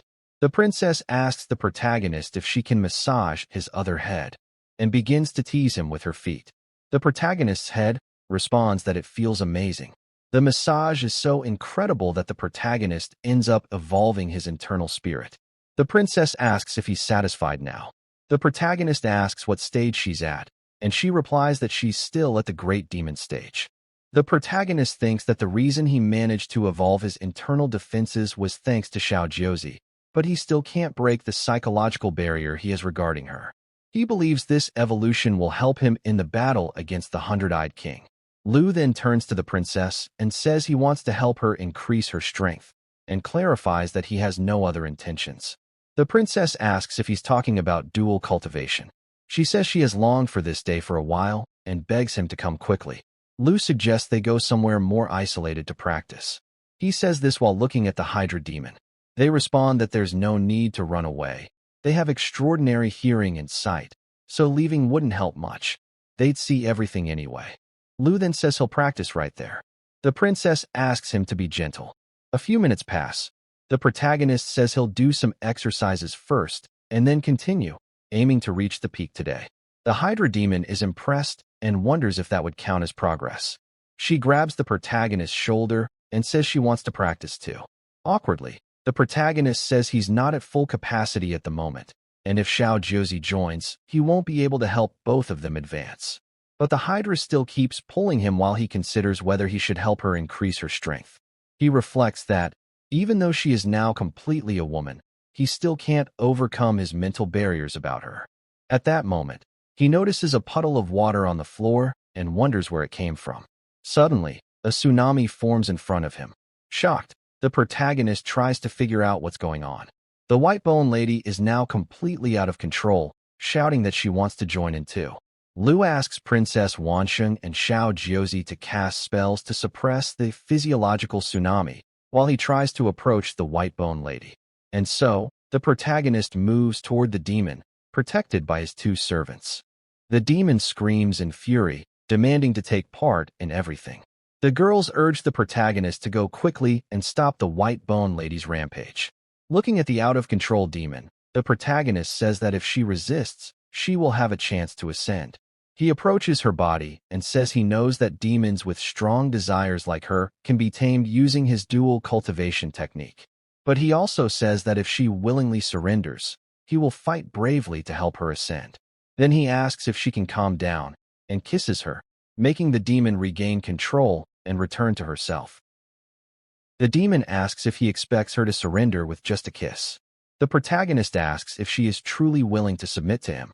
She approaches and says he'll receive some benefits if she does surrender, like he. One of the protagonist's snakes suddenly comes out, saying it couldn't hold back anymore. The demon says he can extract the snake aura ability and use his own chi to condense those treasures. Looking at the protagonist, she asks if he expects her to give in on the very first time. She gets closer and asks if he's not actually interested in her transformation ability. Seeing the look on his face, she smiles and says it seems she guessed right. She then says it would be a great choice, as it would help protect the protagonist's innate spiritual treasure. But at that moment, Xiao Zuji steps in front of the protagonist and tells the demoness that she cannot speak like that to the master. She asks Princess Wansheng to slap the demoness in the mouth. The princess simply agrees, adjusting her sleeve. Trying to calm the situation, the protagonist asks them to relax and let him handle it. He then turns to the white-bone demon and asks what her conditions are. She says that, first of all, she wants him to help her reach the realm of the Demon King. Then, from now on, they'll need to practice dual cultivation 100 times a week. Shocked, the protagonist asks if she's trying to kill him, while Xiao Zuji says that would only happen in his dreams. The protagonist tries to offer 10 times a week instead, but the demon refuses that offer. He says that if he can't get her ability, he'll find another way. He explains that just recently he managed to greatly improve his defenses, and that fighting the Hundred-Eyed King won't be as difficult now.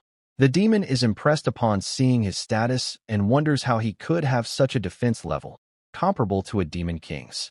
The protagonist continues, saying that she only has 8 transformations, while the heavens have 36, and the earthly evil has 72, meaning anyone could surpass her in that regard. He approaches her again and says she's a smart woman and knows that, with the connections he built in his past life, he could easily acquire that ability elsewhere. He finishes by saying that if she doesn't accept today, she won't be able to change his mind tomorrow. Desperate as she watches him walk away, she agrees to the proposal of 10 times a week, but she has one condition. She wants to be the leader of the place. The protagonist replies that this is impossible for the owner of a harem, but as a concubine, he might consider it. The demoness agrees and asks if he will start practicing with her today. The protagonist asks the tower to block the vision and hearing of the princess and the Hydra. The system message appears, saying yes, but warns that the king must unlock more features in the future. It also states that once the king captures the 5th monster, the attic gate will open, and each monster will have their own room. The higher the room level, the faster the cultivation rate. Xiao Zuji arrives crying, saying she hates all of this but still wants a high-quality room. The protagonist, irritated, says he's not joking around. This is serious, for the sake of his cultivation. A golden cage forms around Princess Wanxing and Xiao Zuji. The white bone demon waits for the protagonist, calling him to practice dual cultivation with her.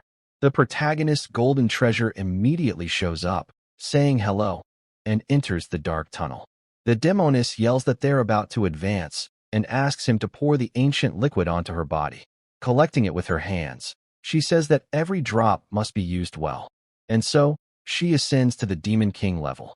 Overjoyed, the white bone demon says that the protagonist is a natural-born saint in the world of dual cultivation, and that practicing with him is the same as cultivating for 100 years. Smiling, the protagonist says that now it's time for her to pass on the transformation ability to him, and so she does. The protagonist acquires a new skill, but upon analyzing it, he realizes he can now transform into various strange insects and larvae. Looking at this, the protagonist wonders if he's been tricked. Meanwhile, the white bone demon rests comfortably on a bench behind him. The protagonist then decides to go in search of the 100-eyed demon king. At that moment, inside the spider web cave, the 100-eyed king was looking at his cell phone. He came across a post on some website where a man was selling a dual cultivation potion made by his grandson, Liu Nian, claiming that anyone who used it would have a longer life. The insect queen said she wasn't interested in dual cultivation, then stood up and asked her subordinate to bring the prisoner forward. The prisoner was Shu. The queen approached and said that this girl was quite attractive. Stammering, Shu asked what the demon queen wanted. Meanwhile, our protagonist, transformed into a mosquito, entered the room and realized that it was Shu who was there. He thought he only wanted to investigate the cave, but hadn't imagined he would have to rescue her. The demon queen told Shu to become her wife, promising she would gain magical powers faster than with that Liu Nian's dual cultivation. The protagonist, still flying around as a mosquito, thought it was too late, but tried to find a weak point. Then he saw a flower in front of him and decided to fly toward it. He began biting the flower and doing all sorts of things to it. The demon queen shoved Shu away at that moment and said that her flower was suddenly very itchy. Shu asked if the demon queen might have some kind of disease and begged Liu to save her from that critical moment. The queen questioned whether she could really be sick, since it was itching so much. She turned to one of her subordinates and asked her to quickly call her cousin, Lady Spider. The protagonist took advantage of that moment to fly away quickly. One of the demon queen's lackeys approached the spider cousin and told her that the queen was calling for her to diagnose a sudden itch. The little spider said her cousin was a good person, but she was now playing with fire. The protagonist was observing the spider and realized she was a small lady spider of level 36. Liu, who was up in a tree, launched a powerful attack on the spider and the small demon accompanying her. The spider turned and asked who he was, looking at the protagonist, who was still atop the tree. The protagonist jumped down and landed a blow on the spider, introducing himself as the badass Liu Nian, and said that a new demon core was guaranteed. However, he ended up receiving only a green belt and turned around angrily, asking where the new core was. Suddenly, he received a message from the system saying that he had obtained the core from the little lady spider. Liu felt relieved and said he had been scared thinking that such a beautiful demon wouldn't have a core. Using his transformation technique, the protagonist decided to transform into the spider but realized something was missing in his appearance to make it more perfect. After making some adjustments, he declared it perfect. A few minutes later, the protagonist arrived at the spider web cave and was announced as the little lady spider.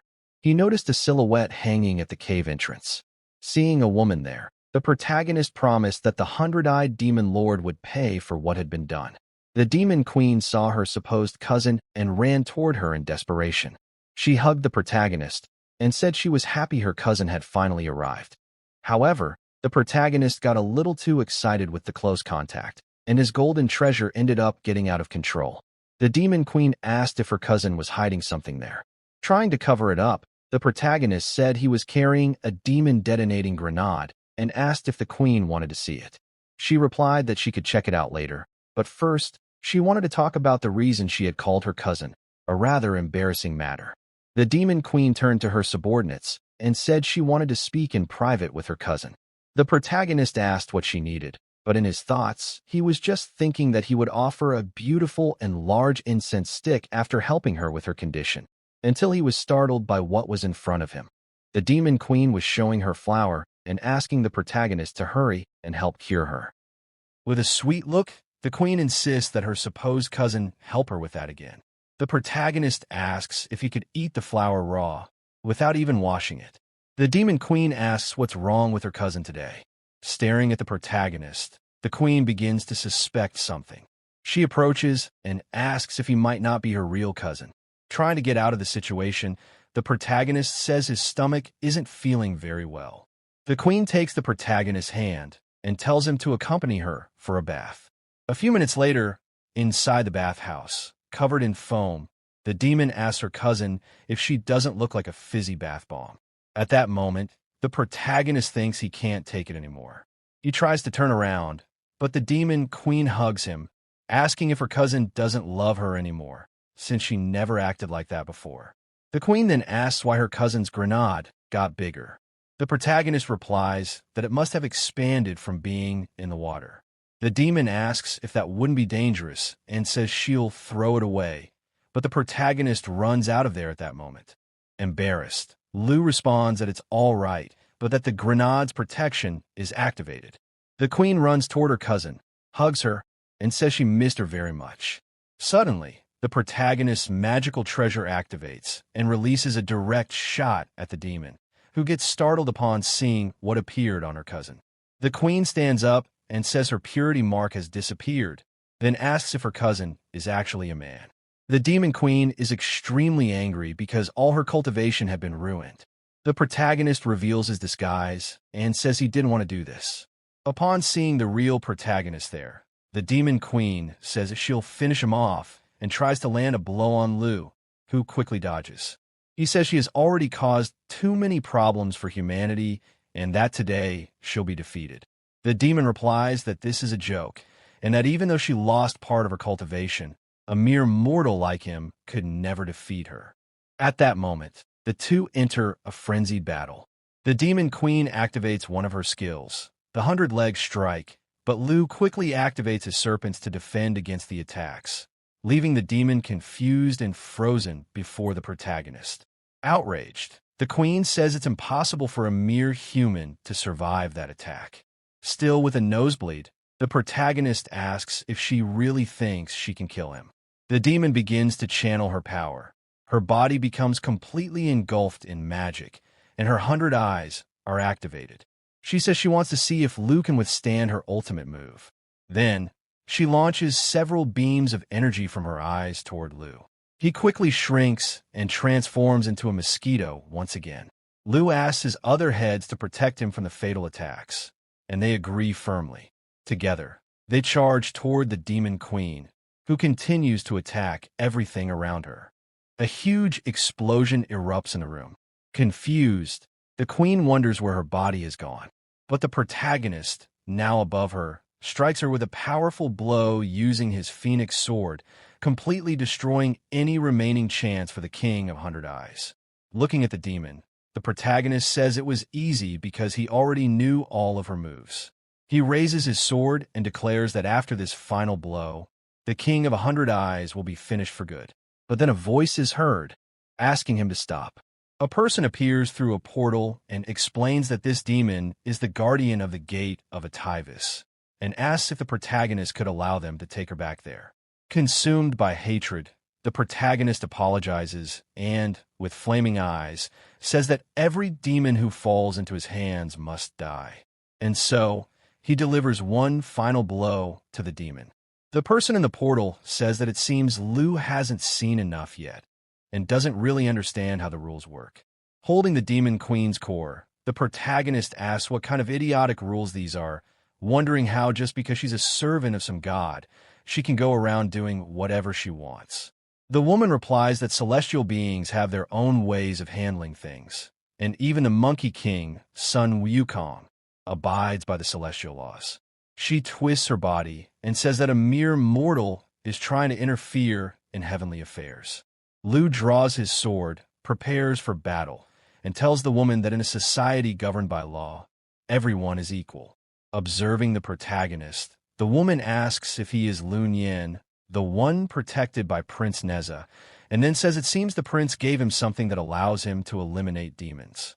The smiling protagonist begins to say they are, but the woman interrupts, asking if he dares to claim they are family. She prepares to attack Liu and says she'll apologize to the prince later for it. Seeing Liu defend himself, the woman comments that it's just a low-level spell and decides to eliminate the protagonist. However, when she strikes Liu's shield, she cannot break it with her trident. She asks how his defense can be so strong, enough to withstand even her celestial thunder attack. The protagonist says that his older brother, Neza, gave him many treasures. The woman remarks that the prince must value him greatly, but as a mere mortal who dares challenge a celestial, he deserves death. Liu then kicks her in the lower region and says she forced him to do it. At that moment, the woman feels paralyzed, as if her flower had been shattered and its petals falling away. Staring at the protagonist, she declares that Liu truly deserves to be eliminated immediately. She raises one hand and summons the gourd of celestial thunder. The protagonist grows anxious, wondering if his outfit will withstand the attack. Meanwhile, the woman looks at him confidently. She opens the gourd, allowing the lightning to shoot toward Liu. But just then, another woman appears, asking the winged woman to stop. A lotus-shaped shield forms around Liu, catching the attention of the woman who is attacking him. This newcomer is Xiangu, an early-stage immortal. Xiangu asks Lei Nyangzi if she could let the young mortal go. Nyangzi promptly agrees and says that man will likely become their enemy in the future, but hopes he'll have more sense and not cause further trouble. Flying swiftly toward the portal she came from, Nyangzi looks back at the protagonist and says she will remember him. At that moment, an idea pops into the protagonist's mind. He clings to Xiangu, thanking her for saving him, and starts to shower her with exaggerated compliments, but she only asks him to stand up. Xiangu says that Celestials still don't understand human nature, and that Lei Nyangzi is arrogant to her very core. The protagonist replies that it's all right, because he too will become an immortal in the future, and confidently states that when the time comes, he will correct the atmosphere of the celestial realm. Liu then imagines what he'll do about Nyangzi when that time comes. Shu runs to Xiangu and says she thought she would never see her ancestor again. Xiangu hugs her and says she never imagined that this celestial hunt would cause Shu so much pain. Crying, Shu tries to explain that the protagonist saved her by defeating the 100-eyed demon. Smiling, Xiangu understands that the protagonist was the one who rescued her descendant. She looks at him and says that if he had the courage to face the 100-eyed demon king to save Shu, then he must truly be in love with her. Realizing the situation, the protagonist sees that Xiangu misunderstood everything, but decides to go along with it. It's not so bad to have one more ally. Xiangu then says that from now on, the protagonist is their family's son-in-law, and that if he ever needs anything, she will be at his service. Embarrassed, the protagonist tries to respond, but is interrupted by a man standing beside Mai Jao. shouting that he opposes the marriage. The man says he heard from his junior that Shu was in danger, trapped in that cave, and so he rushed over to save her. He asks if Shu is all right. Xiangu replies that Minister Xing is very kind and confirms Shu is fine, but then asks why he objects to the marriage.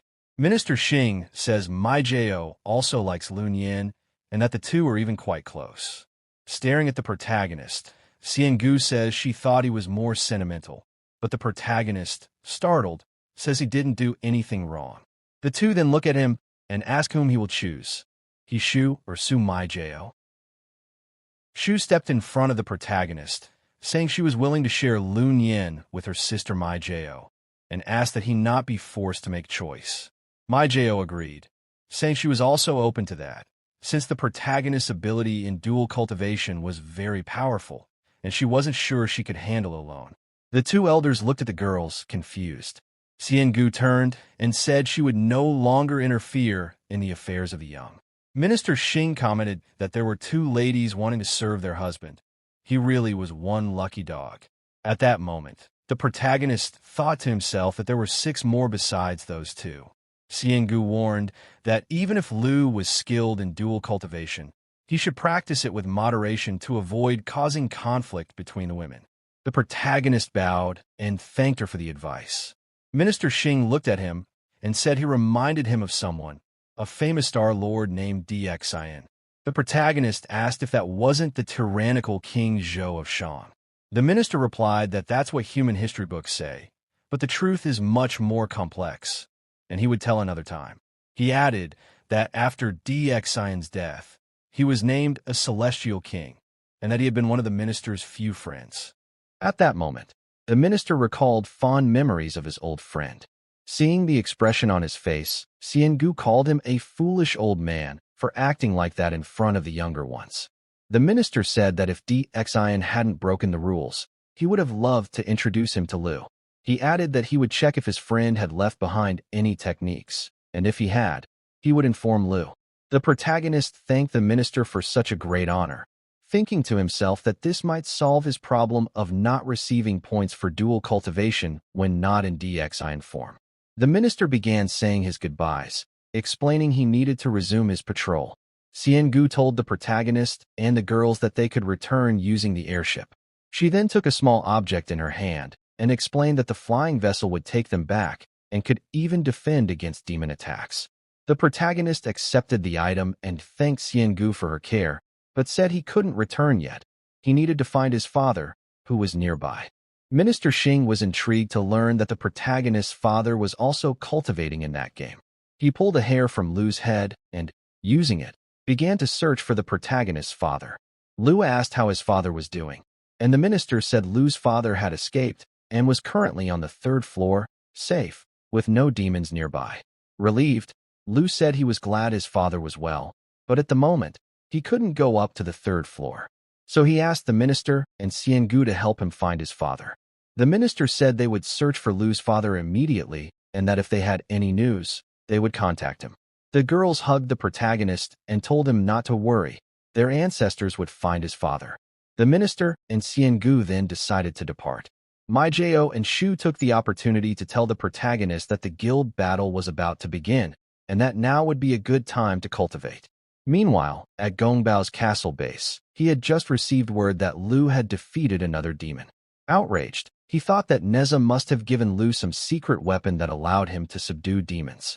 He kept thinking that if his name weren't on that damned list of gods, he would personally destroy that mortal.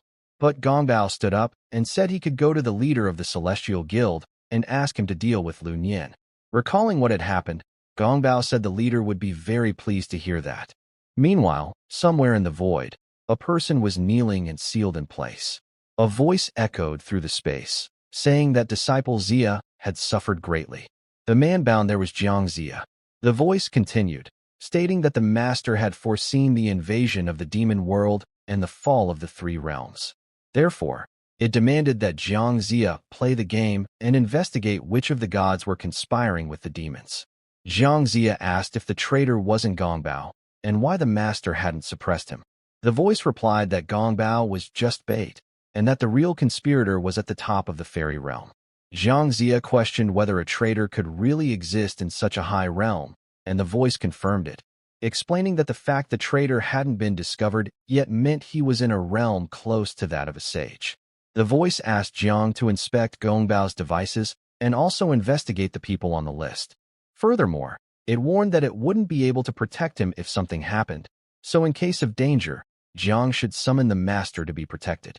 With a serious expression, Zhang Zia replied that he would follow the orders, but said he had something to report to the master. He revealed that all the monsters Gongbao had helped smuggle were killed one by a mortal named Liu Nian. The voice responded that many mortals are talented at slaying monsters, but that it would send someone to verify his origins. If found pure, Liu would be allowed in and trained. At that moment, a small pouch containing a red stone began to emit a golden glow. Gongbao realized that Zhang Zia was speaking with the original celestial lord. Meanwhile, in the pavilion hall of the Star Sect, the wife of the guild president, Liu Nian, was berating her husband, Hong Jin. She called him useless and asked what kind of technique he had practiced to become a eunuch. She shouted that her life was very hard, and that if she had followed him, she would be a widow. The man replied that once he reached level 100, he would surely be able to restore his lower parts, and then his wife could do whatever she pleased. Stepping on him further, Liu Nian asked when exactly that would happen. Gongbao arrived at that moment, saying it would be in just 1 week. The couple looked at the door, confused. He introduced himself as Gongbao, a poor man. The two looked at him with excitement, and Hong Jin recognized him as one of the game's administrators.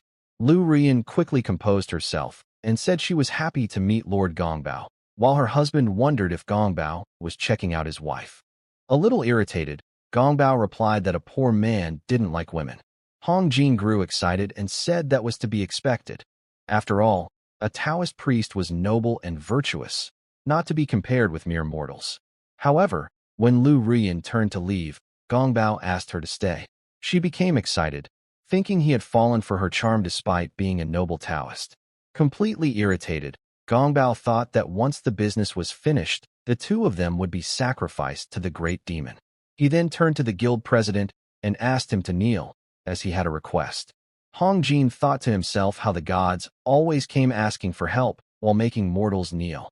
Meanwhile, Liu Nian asked if Gongbao wanted to perform dual cultivation with her, but Gongbao had enough and, emanating a powerful aura, said that was enough. Gongbao explained that he needed help to deal with someone. The president asked who it was, and he replied, Liu Nian. Irritated, the president asked if it was that damned Liu Nian born with a sacred dual cultivation body. Gongbao confirmed it. Hong Jin said he had been searching for him for a long time, to avenge the death of his brother. Liu Nian then asked Gongbao if Liu Nian was an enemy. Gongbao told the president not to worry, as he had a magical weapon to take care of it. He then showed a strange set of false teeth with extremely sharp fangs, and asked Liu Nian to use the magical item to try to confiscate Liu Nian's dual cultivation tools. He began to leave the room, saying that this was the only way to stop Liu Nian. As he entered the portal, he guaranteed that if it worked, Hong would evolve to level 100 within a week. The president held the item with a disappointed look, but thought that at least it was just with her mouth. He turned to his wife and said she would only be allowed to use her mouth, and Liu Nian replied that she understood. Sometime later, Liu returned to the VIP area where Fong was. Before he could say anything, she already raised her phone, irritated, and asked if he had been eating out. She threatened him, saying that if he didn't feed her every day, he would no longer be allowed to go out. Frightened, Liu realized at that moment that he was being exposed. A few minutes later, Fong and the protagonist were already inside her room. Fong, feeling sad, said she knew he had the gift of dual cultivation and that she couldn't monopolize him, but she began to cry, admitting that it was hard for her to accept. Liu hugged her and apologized, but she told him not to. Still, if he was going to do that with other people, she asked that at least he not involve his heart. Frustrated, she then asked if he was really going to go through with it, and he confirmed that he was. Fong sat on the bed and asked if he had missed her after all that time apart. Liu looked into her eyes and said he had thought about her the entire time. He seized the moment and kissed her shell. Fong blushed, but Liu asked her not to be embarrassed. Then he used his skills to give her a deadly spinning kiss. which made Fong feel the moment deeply, and her shell began to emit a brilliant light. Liu then said he'd get straight to the point, putting his rocket in motion to take Fong on a stellar journey. Sitting on the rocket, Fong said that with this sacred treasure, she felt she'd reach the immortal realm very soon. Some time had passed, and Fong was sleeping peacefully. Liu was washing his face, saying that the next day they should get ready and try to organize the guild. Meanwhile, somewhere in a dark corner, Xiaogu was sending messages about the protagonist. Angry, he said that Liu Nian deserved to die and that all those women should have been his. Using a photoshopped image of Liu with Prince Neza, Xiaogu decided to manipulate the opinions of the game's online community to attack Liu Nian. The next morning, Fong told Liu that she had asked people interested in joining the guild to show up there in the morning, and then asked if the protagonist had already chosen a name for the guild. Liu replied that she could choose any name she wanted. Fong then suggested the name Mortal Immortal Cultivation. Liu agreed and said it was a good name, since they were mortals, born in this world, practicing Taoism every day without a moment of rest. As they left Fong's house, they came across only 3 people outside, Maijao, Chu, and Bao Mei. Confused, Liu asked why there were only 3 people there. Fong, looking at the guild's group chat, questioned why so many had left. Bao Mei raised her phone and said people were trying to slander the master, spreading rumors online that he was draining people's energy in order to kill monsters. The protagonist took the phone to see what it was about, and an AI-generated image appeared showing him with a girl, along with a message that read, "Those who steal people's essence are demons." At that moment, the traitor arrived at the scene, shouting, "It's him." She pointed at the protagonist and said that Liu had deceived her, claiming he would help her exorcise demons, but in the end, he attacked her. She made up a story that Liu told her her body was too impure and needed to be purified, and then asked her to take off her clothes quickly. Helpless in bed, she asked how he planned to do that, and Liu, with a sinister look, told her he would give her a bit of fairy energy. Back in the present, Chao told the protagonist that he was a monster, claiming he forced his girlfriend to date him for 3 years, and that in the end, she was the one supporting Liu Nian financially. Shamelessly, Chao said that on the day he was celebrating their 3rd anniversary, Liu was in a car with Bichi, doing things right in front of him. Chao began describing the same scene from the beginning of the story, but now with Liu in his place, only in a much more ridiculous way. The people around that cursed couple began to judge the protagonist. The girls nearby also started saying that Liu was sucking people's essence, and that he would do the same to anyone who joined the guild. Fong defended Liu, saying he wasn't that kind of person, and that those people on the internet were lying. Xiaogu, in disguise, said that those girls had big breasts and small brains, and had been fooled by Liu Nian. He kept stirring up the crowd, and everyone began shouting for Liu to leave the VIP area. Completely out of his mind, Liu told Bichi and Jin Chao that they really deserved an Oscar for that performance. Bichi told Liu that it was a safe zone and asked if he really wanted to try anything. Chao added that, either way, Liu wouldn't be staying there anymore, and that if he didn't have 6 members, he wouldn't be able to form a guild, and would be crushed by the larger one. But at that moment, Liu Rian arrived and said she would be the 6th member of the protagonist's guild. Fong pointed at Liu Rian and asked who she was. Confused, Liu said he didn't know. Liu Rian replied that they didn't know each other and that Liu Nian definitely didn't have a secret marriage, and that she wasn't his wife. Fong stared at the protagonist with fiery eyes, while he just stood there with a blank expression. Liu Rian then said she was just a small fling of his, but suddenly pretended to feel unwell, startling everyone around her. She claimed she'd been suffering from morning sickness, but that it had nothing to do with Liu Nian. Upon hearing this, Liu, Fong, and everyone nearby were left speechless. The crowd went wild, shouting that Liu had abandoned his pregnant wife to marry a rich woman. Completely furious, Fong asked if she was carrying his child. Once again, Liu insisted that he didn't know this woman. Maijao and Shu said they didn't believe Liu could be that kind of person. Fong then drew a sword, pointed it at Liu Ruyan, and said that she also believed in Liu, and asked if Ruyan was trying to compete for him right there. Liu Ruyan decided to take off her hat, and said she was going to tell Miss Fong everything. She sat on a nearby wall, and began saying she didn't know Liu Nian, but that they had just put on a little show for everyone. She continued, saying that even if everyone saw it with their own eyes, maybe it wasn't true, just like many rumors on the internet. She asked everyone if they had forgotten all the times Liu Nian had saved their lives. But it was okay if they didn't want to join the guild and chose to believe the rumors.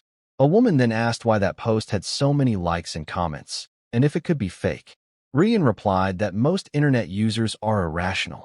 As long as there's a slight disturbance, some people will immediately criticize him with words and other things. Looking at Bichi, she said that since Liu Nian was born with a sacred body and dual cultivation, he couldn't be such a vulgar fan. She then concluded by saying that if Liu Nian was willing, she would be his concubine. Chao, irritated, said that everyone knew Liu Nian was an innate dual cultivator when he entered the game. Bichi, also annoyed, said Liu Nian was a scoundrel and had been playing with her for 3 years. Rian stared at them and asked if that was really the case. Then, she showed a video of the two talking badly about Liu to everyone around. Rian said those were recordings from the security cameras of the Manhwa Tower. She stated that it was clear Bichi didn't like her ex-boyfriend and had abandoned him.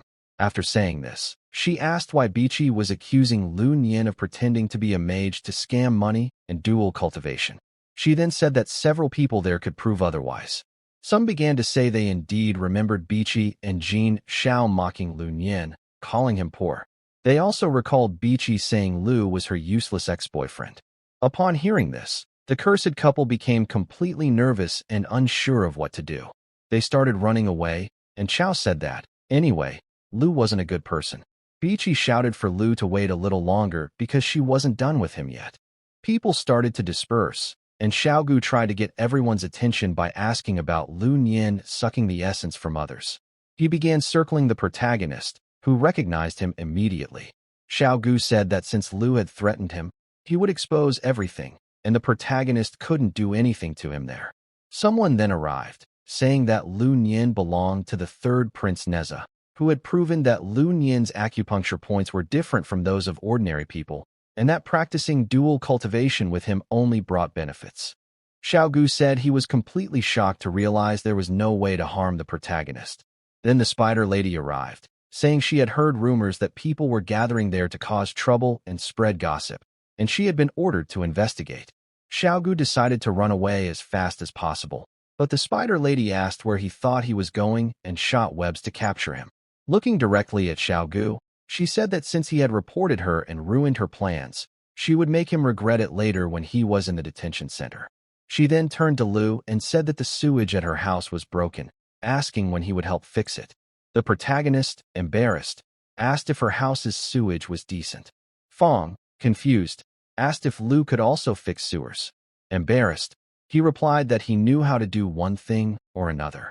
Fong then thanked the spider lady for arriving just in time to help solve the crisis. The spider lady said she had a few more things to do and couldn't stay any longer. Dragging Xiaogu to prison, the spider lady thought Fong was so naive she couldn't stand being there anymore. Fong turned to Rian and thanked her as well. Rian said it was nothing and that it should be done, but then she lunged at the protagonist, saying she had wanted to be by his side for a long time. Rian suddenly kissed Liu, leaving Fong and the other girls furious. Fong said that, even if Rian had helped with some things, how could she go around kissing someone else's man? Chu declared that she was the second, and MaiJo would be the third. MaiJo confirmed, but paused for a moment to reflect on why she should be the third. Turning to Chu, she explained that since Fong had met Liu Nian first, she didn't mind her being the first. However, since she and Chu had met the protagonist at the same time, she questioned why she should be placed third.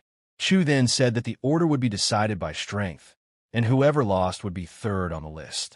MaiJo agreed, drew her axe, and said she would cultivate, while Chu simply sat down to wait. Chu, imagining the scene, thought of MaiJo asking her to fetch tissues to clean her. Annoyed, Chu declared that she would never lose, and that it would be MaiJo waiting to help her clean up. At that moment, chaos erupted. Liu stepped between the two and asked them not to fight over him, but Rian pulled him back, telling him not to worry about them and to continue what they were doing. The two looked like dogs licking each other. With fire in her eyes, Fong said Rian had gone too far and challenged her to a duel. Rian replied that if she won, she would be Liu Nian's first wife. However, the protagonist stood up, pushed Rian aside, and said enough was enough, asking them all to stop. Fong then asked Liu to assign each one their place, but with teary eyes he said that it was too difficult for him. After some time, Liu changed the subject and showed them the form they needed to sign so he could take it to the guild hall and submit the application. Rian declared she wanted to begin training with the guild president immediately, but Liu replied that for now, they needed to focus on becoming stronger since the demons were furious, and that they would discuss it later. A few minutes later, at the central guild building, Nyang Zi was in the women's restroom with an irritated look. She stood up and thought that, even though there was a fairy protecting Liu Nian, she would still make him suffer. Meanwhile, in the guild registration line, the protagonist began to feel unwell and thought he should go to the bathroom. As Nyang Zi washed her hands to leave the women's restroom, she saw the protagonist rush past the door. Realizing his presence, she muttered that they were enemies on a narrow path. She then went to the men's restroom and found Liu relieving himself. Startled, he called her Lady of Thunder. Nyangzi said that her father was friends with Prince Neza, and even if she killed Liu right there, nothing would happen to her. It was different with the 8 immortals. If she harmed Liu, they would complain to her father, and she would receive divine punishment. Even though she couldn't finish him off there, she declared that at least she could punish him. Liu told her he was in a hurry, and if she came closer, he might end up spraying her. Smiling, Nyangzi asked him to turn around and show her the attributes of the legendary dual cultivation sacred body. At high speed, she appeared in front of him, startling him with her sudden advance. Looking at Liu, she told him to give up the fight so he would suffer less. Observing his attributes, she smirked and said he was filthy. But suddenly, something began to happen to the protagonist's body. Nyangzi panicked and tried to move away, but as she stepped back, she slipped and fell abruptly on top of Liu's sacred object. Meanwhile, in the 5th-level forest of the small world, Sun Wukong was thanking the god Erlang for leaving thousands of monkeys on Mount Huagua. For if someone else had attacked the mountain, he feared none of them would have survived. The god Erlang replied that Sun Wukong was somewhat foolish but had made some progress. He then summoned a massive spiritual axe and launched a powerful attack toward the Monkey King. The strike was so devastating that it shattered the dimensional barrier of that level. Some creatures nearby began to flee, shouting that the 5th floor was about to collapse and that the world of the game function was coming to an end. Suddenly, a great black hole appeared in the sky of the 5th floor. Sun Wukong told the god Erlang that if he kept fighting like that, the world would be destroyed, and then asked if he wasn't afraid that everyone living there would be wiped out. The god Erlang replied that if the sky fell, there would be people to repair it, and as for the mortals living there, they would be listed, and their memories would become immortal. Sun Wukong glared at the god Erlang and said that this was merely eternity without physical bodies. He added that in this way, they would always remain slaves of the imperial family. Erlang replied that not everyone could become a saint and live forever like Sun Wukong, and that this was already something good for them. By becoming divine servants, they could focus on cultivation to deal with threats from other divine realms. Then, Sun Wukong raised his hand, channeling a shining golden sphere, and declared that they were good people and should not be listed nor have their souls bound. A great portal appeared with the list of the gods. Sun Wukong urged Erlang to burn the list and free those people, so they could continue their cultivation practice and face other threats to the realm. Erlang remained silent, staring at Sun Wukong. He then picked up his axe once again and demanded that the stubborn monkey face him one more time. While under attack, Sun Wukong asked who was truly being stubborn. Dodging the blow, he questioned Erlang whether he was not concerned about his mother, Yinhua, and his sister, Yang Chan, who were suffering in the demon world. He also asked if Erlang didn't want to save them. Erlang charged after the monkey, shouting that Sun Wukong should not meddle in his affairs and demanding only that he fight. Transforming into a bird as well, Erlang pursued him. The two soared through the sky at great speed and ended up entering the black hole that had opened in the heavens. However, the portal they had created remained there in the sky. Sometime later, someone began to emerge from that portal. A young woman passing by noticed that the portal was shrinking and pleaded to be let out. After much effort, she managed to push her entire body through the passage and descended toward the ground, landing delicately. Part of her clothes had caught fire, and when she reached the ground, only a few pieces remained. A half-demon octopus approached and asked if she felt like having some fun with him. Without saying a word, she simply turned and delivered a direct strike against the demon. Looking at the monsters, she said that since they were in the presence of Huang Mei, they should show respect. All of them knelt before her, hailing the King Huang Mei. Back in the bathroom where the protagonist was, Nyangzi had collapsed to the floor, trying to recover. The protagonist, trying to explain himself, said it had only been an accident and apologized to her. Nyangzi stood up, grabbed Liu's shoulder, and said he was eating too much sugar, warning him to watch his blood sugar levels. Nervous, Liu replied that he would be careful. Looking at him, Nyangzi told the protagonist to pay more attention next time. She grabbed Liu's head with both hands and, in a sudden movement, flipped him upside down, holding him completely. They both crashed to the ground with force, and the protagonist's sacred treasure felt strange sensations around it, being completely crushed.